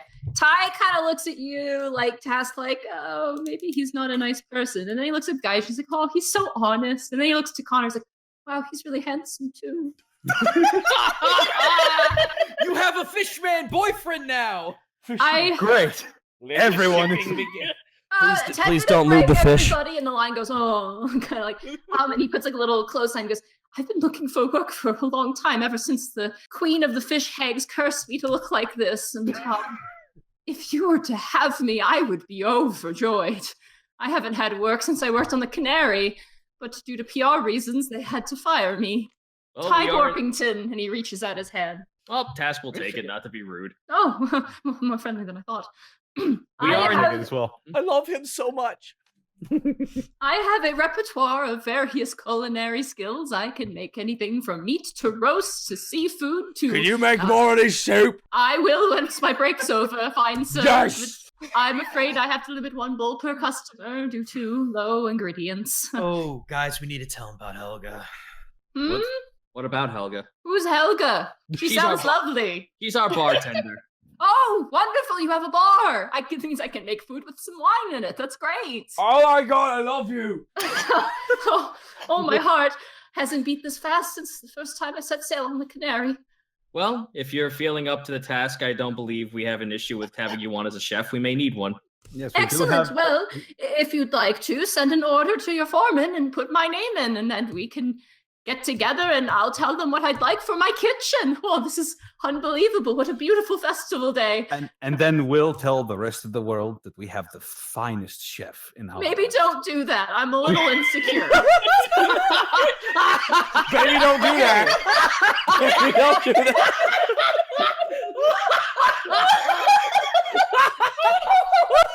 But hey, what if in character we saw past the fish head? I don't think that's ever gonna happen. Honestly, the reason I'm here in Alifast was to try and get this removed. But that will take a spell of great magnitude to counteract a curse upon the dying lips of a dead hag queen. So, I'll hang out with you guys. You seem That's sad. funny. It is sad. I really regret killing that fish. Had I known it was a sea queen, I would have probably not done that.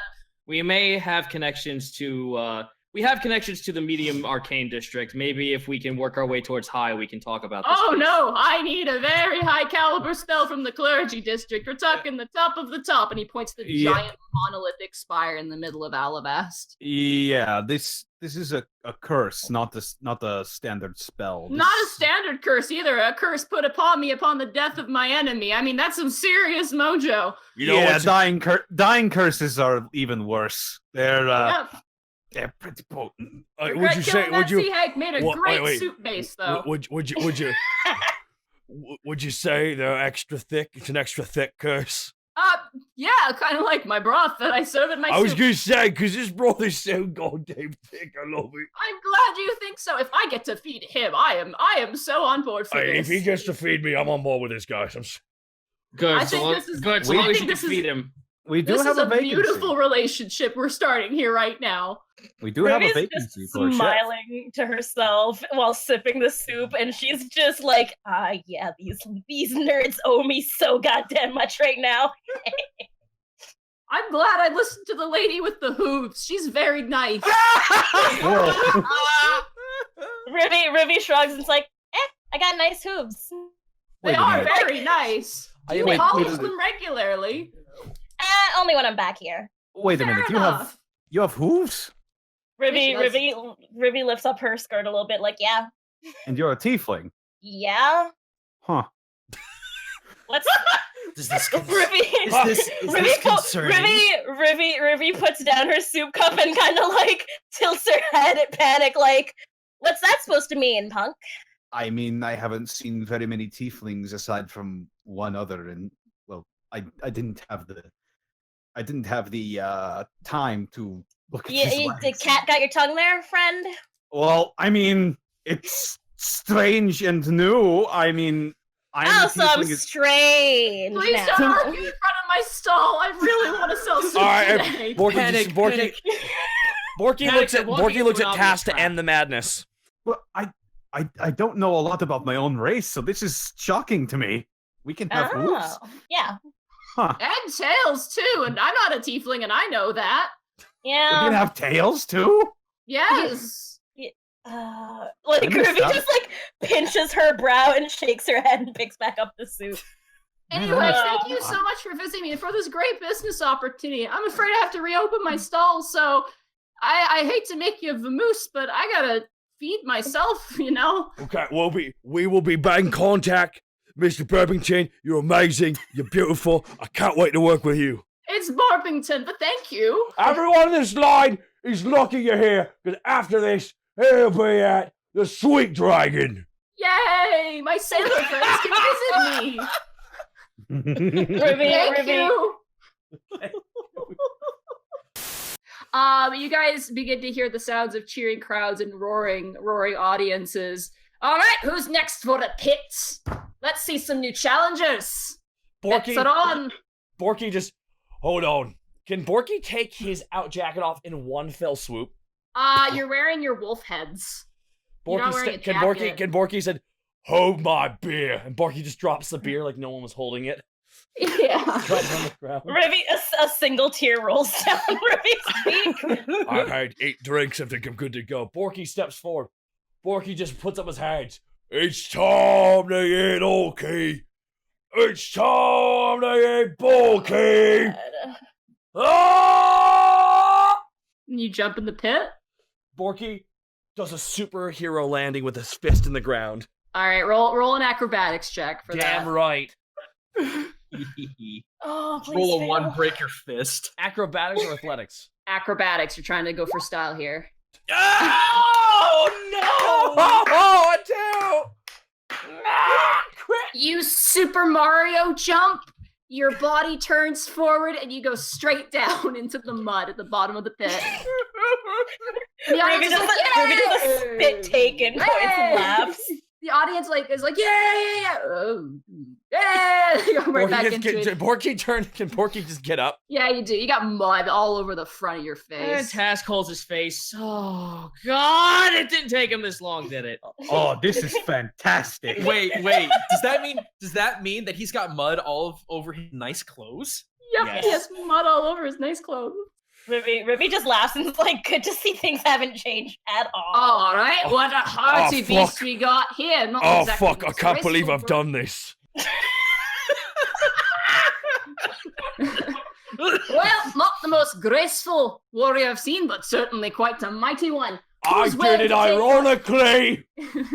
Certainly. Who's willing to take on this mighty challenger, eh? Bets are on the board. And you see as the crowd parts, Borky, and you see a form jump, running leap into the pit. And boom, on 2 feet, you see Helga. Oh yes! Oh yes! I'm putting 5 gold on 100 Helga. gold down on Helga. She grabs her head and you should... Panic starts chanting, Helga, Helga, Helga. I'm so glad I made her a character sheet. That was a good investment. Oh. Alrighty. Okay, Borky's just making a face. Yeah, but like for real, who's gonna fight me? Borky nervously looking around. Actually, you're talking. She's gonna get a free swing on you. Oh! Hoo, hoo, hoo. Does a 25 hit you? Yes, it does. All right. She comes running in. That's a 4 plus 9. And then she's going to take another strike against you. That is an 18 to hit. Wasn't Helga a part of some like shield maidens group or something? Yeah. Yep. A retired shield maiden. Does an 18 hit you? Yes, Borky? it does. Okay. Anything over a 15 hits me. You take additional 5 points of damage. So in total, you take 14 points of damage. Jesus, As she punches you in your chin. Is And this like real damage or like subliminal knock you out? Real damage. Oh, She's punching shit. him. This is a fists pit. This is not a weapons pit. All right, roll initiative. You have to roll initiative now. Oh, now I got you. Yeah, you were talking. You were talking. She fought you. This is non-lethal damage though. That's what I'm Right. asking. We'll see. Oh. I want to see if fucking Theodore's around here just going good. Okay. Oh my god, Helga's actually boosting initiative. Oh yeah, she beats you. All right. Oh dear. She is going to take another swing at you, Borky. Does a 16 hit you? Yes, it does. Oh my god, your AC I thought was higher. No. Okay. Yeah, you take 6 points of damage. She uses her bonus action to do another strike on you. Does that is a 27 hit you? Stop asking that question, Indian. Like, This is what we call the humbler, Taka. You take an additional 11 points of damage. Borky's KO'd. Okay. Wow. I made money! She didn't even use a key point against you. Dear Lord. She's a monk? She's a monk. You guys watch. Borky just goes, can I have another opponent? And you just see bam, bam on his head, a punch to the gut. And then I'm just going to do this for flavor. She grabs and throws Borky, and Borky just lands on the ground. Hi, nice to meet you. Quiet for like 2 seconds. Can Borky stand up for a second before he falls back down in the mud? You have your ability. You're not out yet. Oh, right. You're an orc. Borky Still up. crawls. One health. Borky crawls up her like Shawn Michaels crawls up the Undertaker.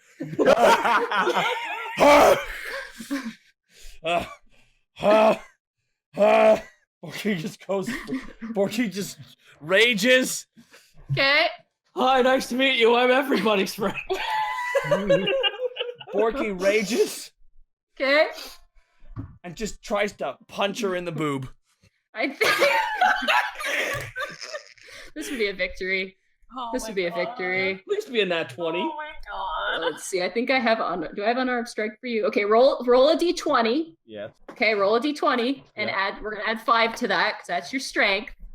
Plus 5, that's a 16. Let's see if you hit her. You do hit her. You just hit her. Roll a 1d4. He's going for a boot punch, too. He's going for a boot punch. Nice. Oh, yes. Plus, okay. These low rolls, Jesus. Oh, it's so beautiful. It's like art. You go and you're like, you punch her in the boob, and she grabs you by your hair, Borky, and she lifts you up, and she goes, "This is Helga's wake-up call." That one misses. She swings and you dive back. She's gonna go for another unarmed strike. That one hits. That's a 19, so that's gonna be a 28 to hit you. You take 3 points of damage as she just kind of Three Stooges style lifts up her fist and just clunks you on the top of your head. Money! Mm-hmm. Money, you said you wouldn't make god characters. She's got stats. She ain't invincible.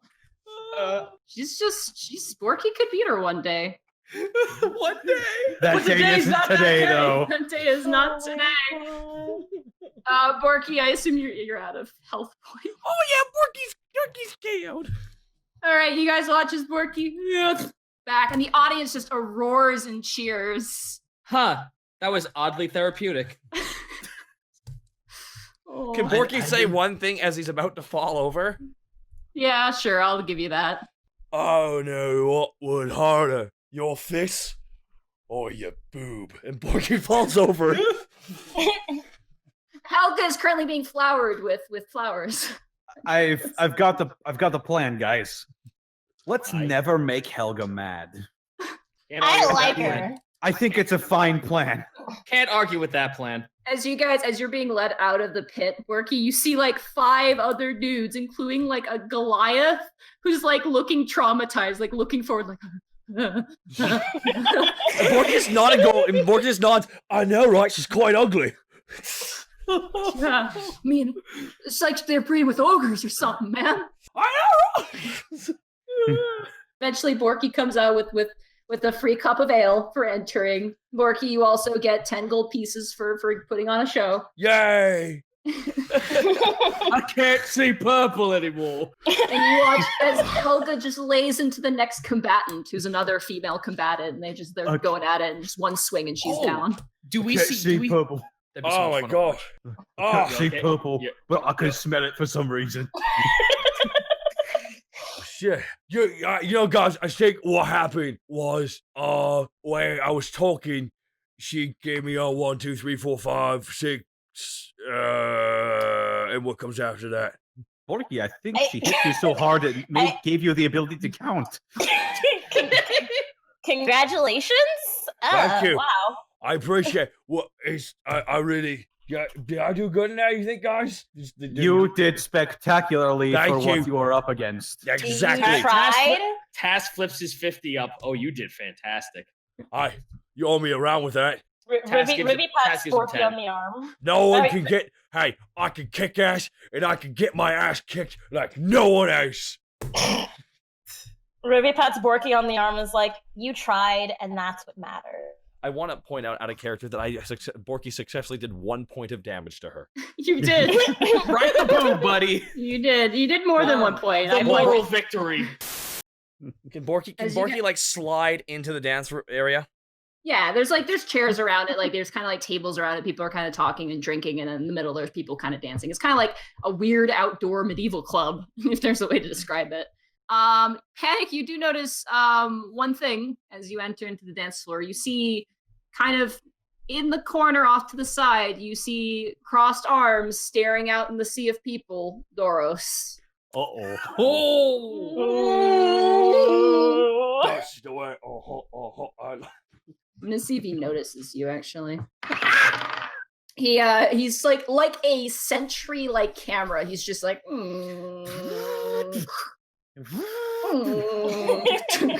literally like a machine. But you do also notice Willow currently kind of dancing with some girls in the dance floor. Panic is going to stroll right up to them and say, mind if I cut in? Don't mind if I do. Borky grabs him and starts dancing with Panic. Oh, hey! You said.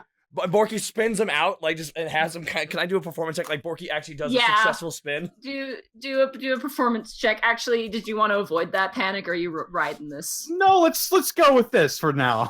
All right, Yeah, it's the worst spin ever. it's Oh pretty my bad. God. The surrounding dancers kind of duck out of the way, and at this point, Doros has taken notice. Okay, I'm gonna Now, okay, hold on. Now I'm gonna take Borky. I'm gonna dip him. I'm gonna dip him, and then I'm gonna spin him. All right, performance check from you. Fail. Slow rolls. These slow rolls. Yes! Yes! What the fuck is happening? Borky is very heavy and much taller than Panic. I've you cursed you all. You go to dip Borky, and then Borky's foot lands on your foot. You fall. Ow. Am I allowed to, are you guys gonna be mad if I did this? How anime am I allowed to make this? Oh, make it all anime! All the way anime! It depends on if you ruin my outfit. There's some lip touching going on as you guys crash into each other. Ribby's like kind of wallflowering, but she's just like, oh, I'm so gonna draw this later. Panic pulls back up. Even like the musicians stop. It's like Panic pulls up. Borky stands up.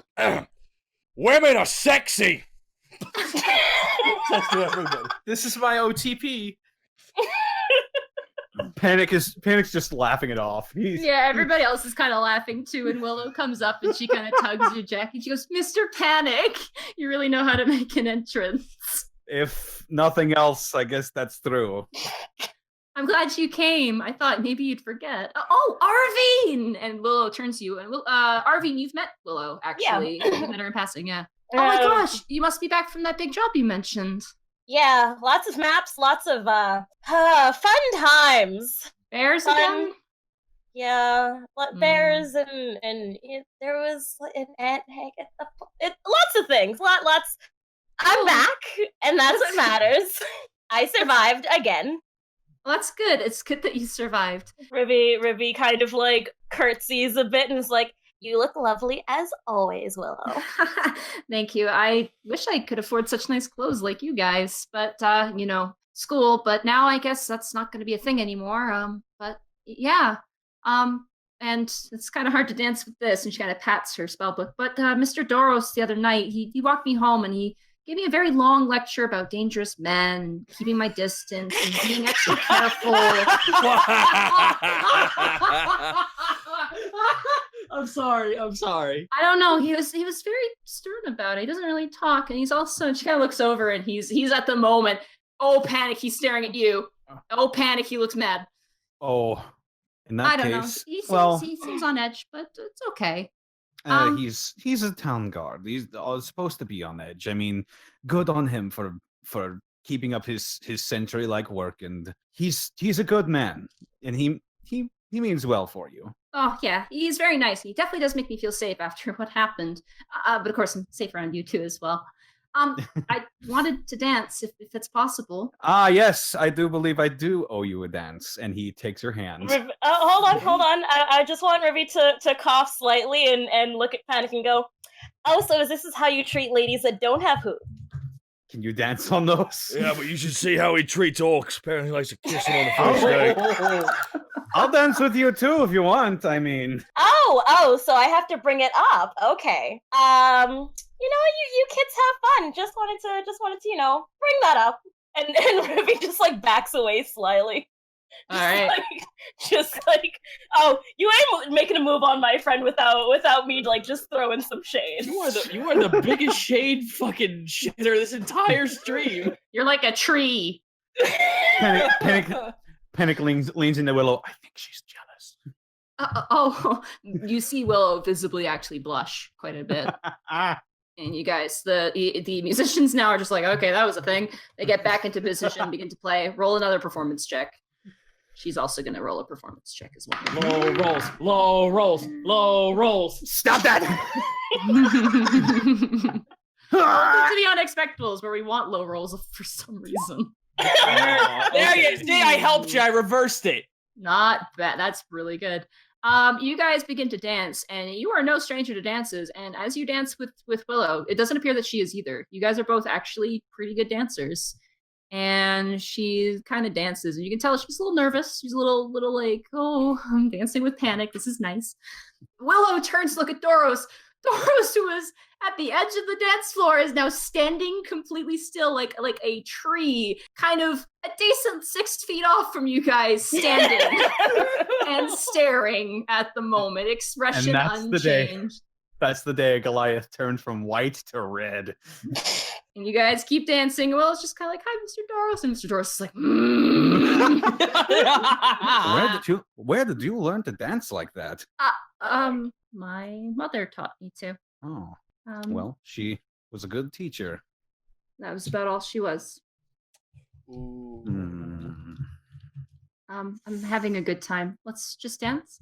Sure. Let's dance. Okay, you guys keep dancing. And then the music comes to a fall. And as the music comes to a fall, like a goddamn hawk, Doros is right there. And he like kind of pushes Willow, like puts a hand, kind of make room for Jesus, except for he's like, make room for Doros. Wow. Yeah. Jesus is fucking ripped. And he like kind of pushes you guys a little bit. It's not like hostile, like get away from each other. It's kind of like, okay, move apart. And he kind of turns down. Arm's length children.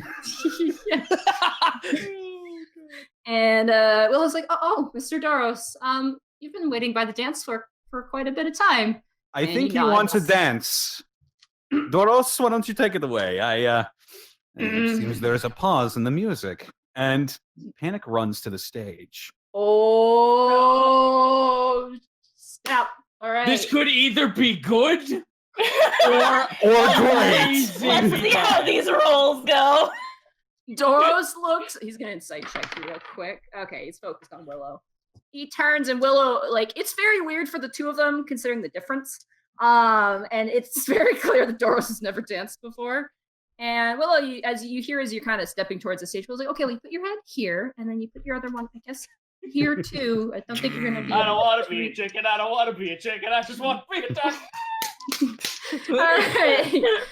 And everybody kind of gets ready. Rivy, are you going to dance with anyone? You're just going to find someone? Are you going to... No, Rivy's kind of just standing to the side. She doesn't really like dancing because... I've never seen the chat so against a single player of this team. It's... All right. Panic, you're on stage. The rest of the band is like, excuse me, sir. This is... today's been weird. Just... Panic's going to hold his finger up. He's going to unsling his guitar. Okay. He's be like, all right, guys, I know you don't know me, but do you guys know any blues? This is going to be a blues riff in B. What did you just say? Do you guys know any blues? This is going to be a blues riff in B. He's blue, and a person points to Greckles.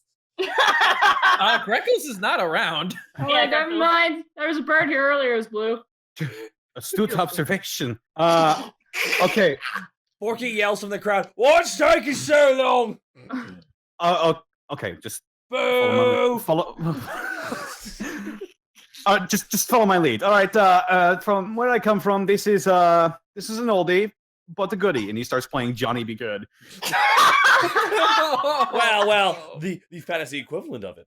The fantasy ye old Johnny be Ye old Johnny be faithful. Johnson be well. Yeah. Johnson be merry. Oh my god. Okay. Roll them bones. Roll the performance check. Come on. Here I go. Not bad. Not a crit fail. All right, I want you to roll a charisma save and pray to your maker. Yeah!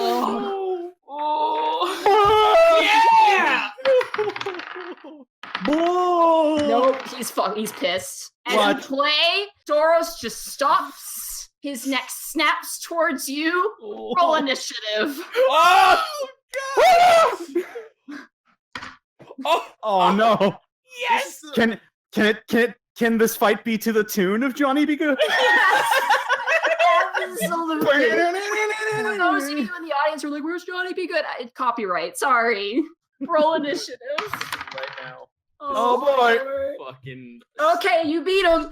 You see Doros begin. He's got that eye of the "I'm gonna murder you," and you're like, dun, dun, dun, dun, dun, dun. You can run from him. You can just run. Yeah. Panics and I turn to the crowd. You can come see me playing down at the Sweet Dragon. Have a good night, people. I love you. Rivy calls out, who would want to after that? All right. The audience actually is digging it. Doros is just shoving people aside. Like, she's like not even nice. He is just pushing people aside. And like you eventually, because the two can same speed, you're gone. You're hiding in an alley somewhere, and you finish the last little note of Johnson be merry. I don't know. That was my first stage performance. And someone tried to murder me. Yes!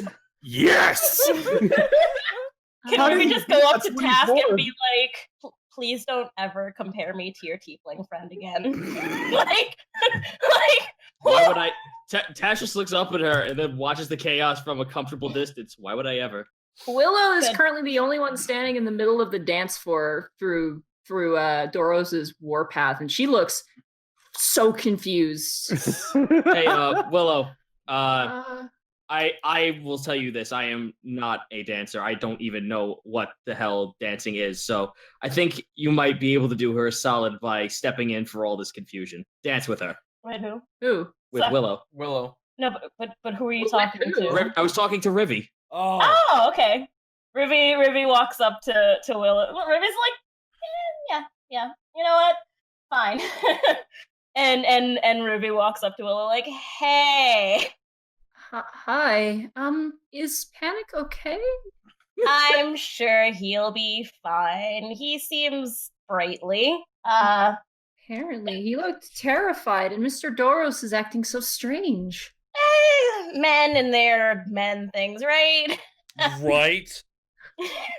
Right. Borky walks past, heading over to Task. Oh, I agree. And just keeps walking. See?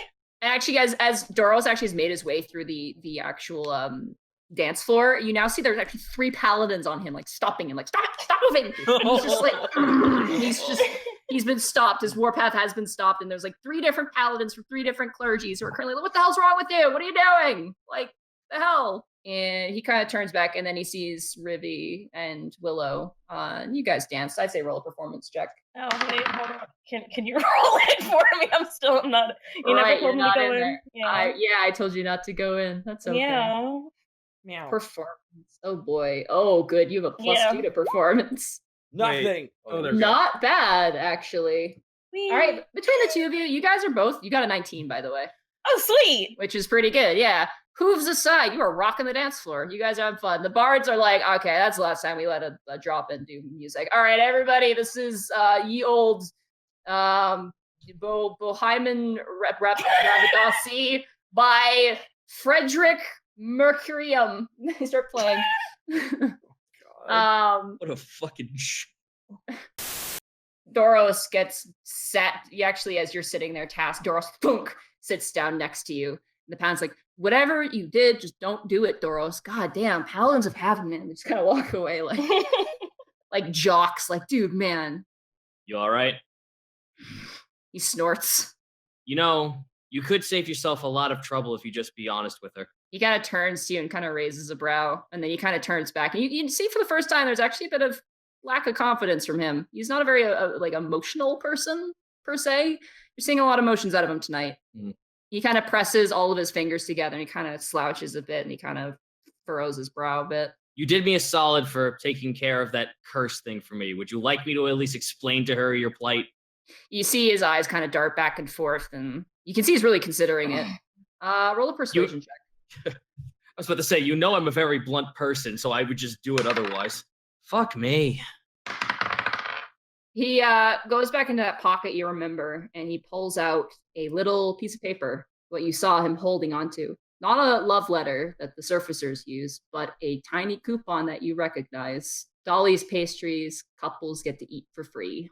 Task will take it, look to him, and start walking over to the girls. He immediately stands up, and he looks very nervous. He's in it for the pastries. Task turns around and glares at him with intimidation. Roll an intimidation check, and I'll roll his wisdom. Fucking God. Let's roll it for the wisdom. You got a Hey natural guys, one? he got a natural one. Task will turn around and glare at him. Okay. You either do this now, or you have no reason to have gotten that angry at Panic. He slouches again. You can see him kind of avoiding your eyes because he's a little scared of you. Chin up, soldier. His eyes kind of trail to Willow, and he turns to you, gives you a thumbs up. Oh no! If you're the one who's gonna have the gumption to do this, Task puts it in his hand. Go. You're gonna have to jump. Well, I guess not jump, but he like holds it out to him. Okay, yeah. He takes it. Do you like start pushing him towards Willow? No, I stare at him and I nod my head over to her. What are you waiting for, soldier? Get in there. Let's see how brave he is. He wasn't brave before. Oh, okay, he's brave now. Aww. He gives you a salute, and the music's going. You guys, you're dancing. You guys, it's not more upbeat. You and Rivy, Willow and Rivy. You're not Willow. You're Rivy. Oh God, who am I? Identity crisis. It's like everybody being called Panic all over again. Everybody's Panic and everybody's Task. And you guys dance, and the music comes to a close, and Rivy, you watch as this very tall, like almost 8 foot tall man comes walking up to the two of you, and Willow kind of looks a little frightened, considering the previous escapade. Oh, do I see this on her face? I think it would be very effective to have a remade poster of the movie Hitch with Task as Will Smith on it. Oh, Jesus. Task will come over, since obviously the way that she's looking now and the way he's going to probably flub this up, it's best to have someone who has composure on the situation. Task will, let's read this out. Task will stand by Doros, but let's see this play out for a quick hot second. Rivy steps out of the way and kind of gives Willow a supportive pat on the back. Willow, like, as you step away, kind of steps towards you, like, don't leave me, like a little bit. Rivy's like, don't worry about it. Hi, Mr. Doros. Mr. Doros just kind of nods. You okay? He nods again. This awkward silence just... Willow, Task will speak up. Willow.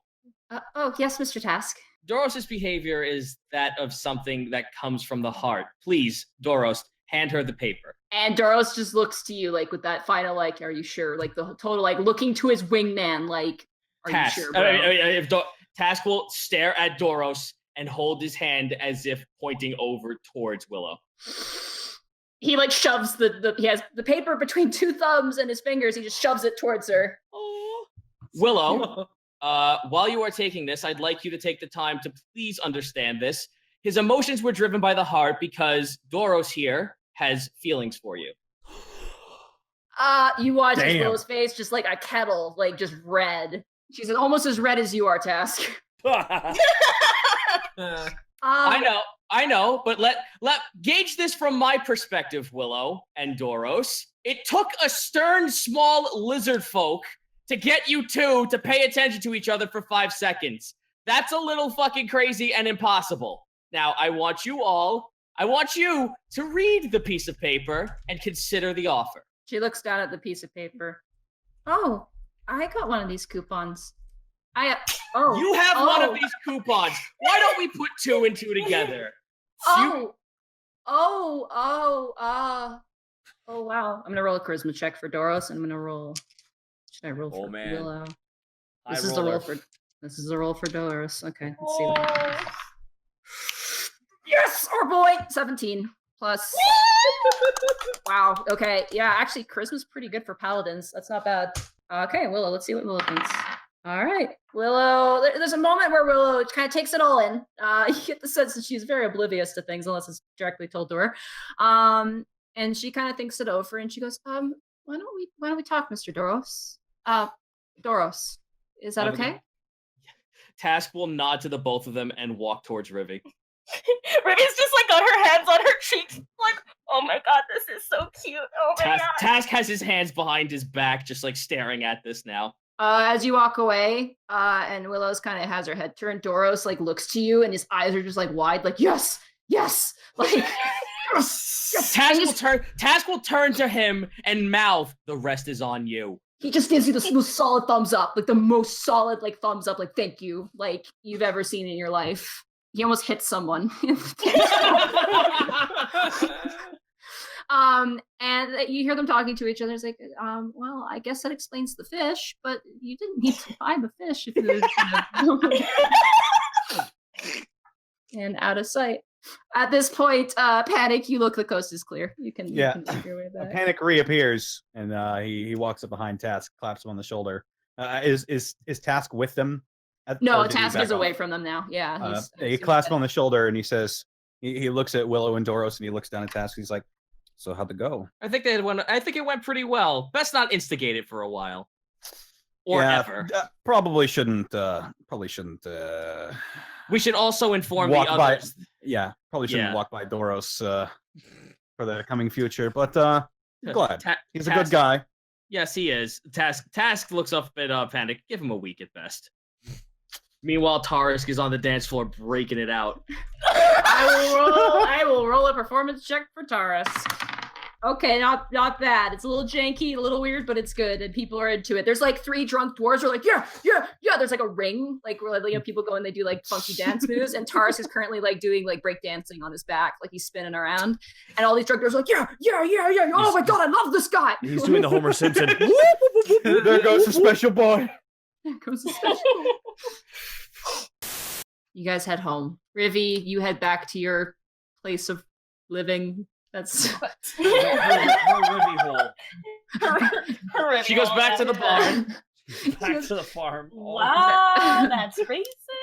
No. Wow. Oh dear. Go back to. I said to the back. Fucking Christ in heaven. Whatever. You guys wander. You guys head back. You part ways, eventually making your way home. You guys are smashed. Rivy, Panic. You had a very good, voluptuous night. The word. I don't think that's the word. Whatever.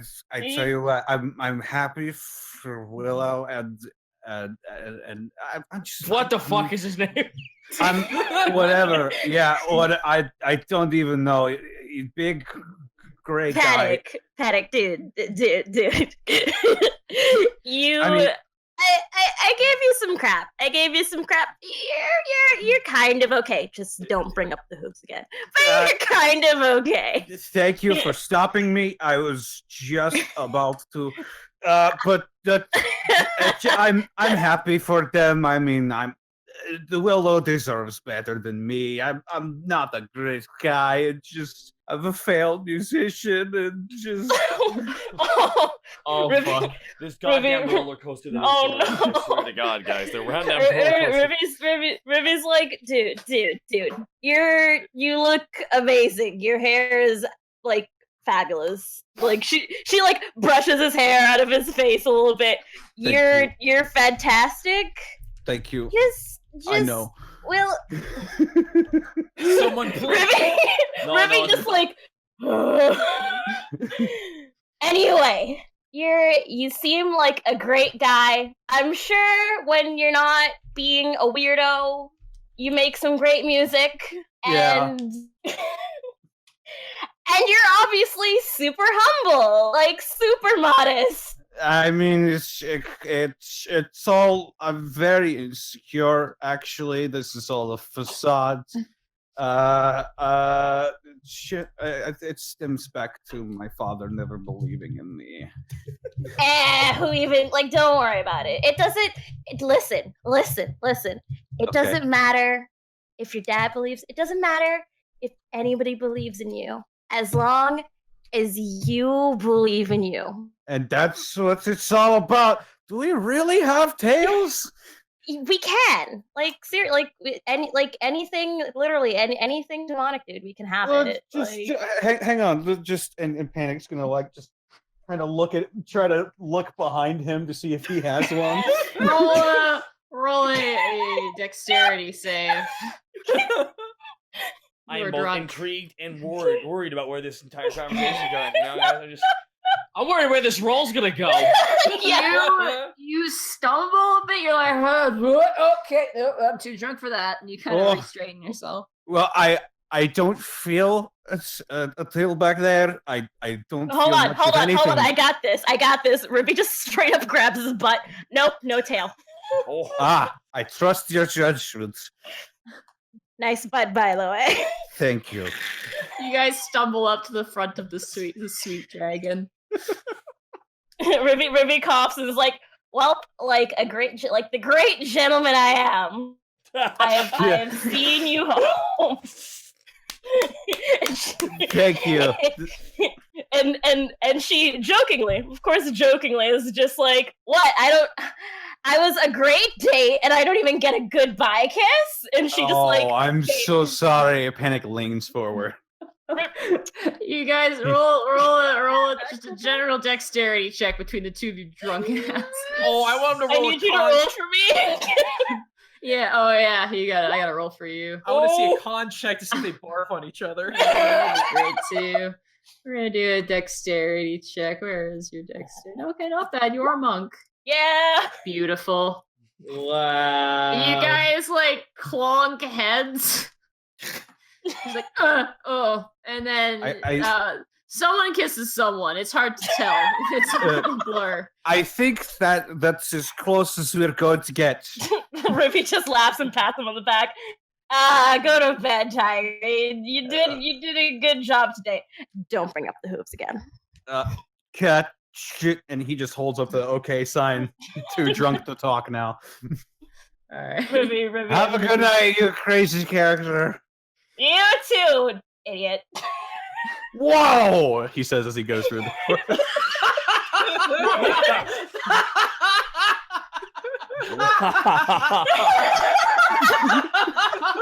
Wow, there are peaks and valleys on this right now. I'm telling you right now, how did these floors get so dirty? You wander on in, and Taurus, who's sleeping on the owlbear pelt, and looks up to you like, oh, okay, whatever. Panic carefully takes off his guitar, strokes the strings a little bit, sets it on the table, and just falls forward. Plunk.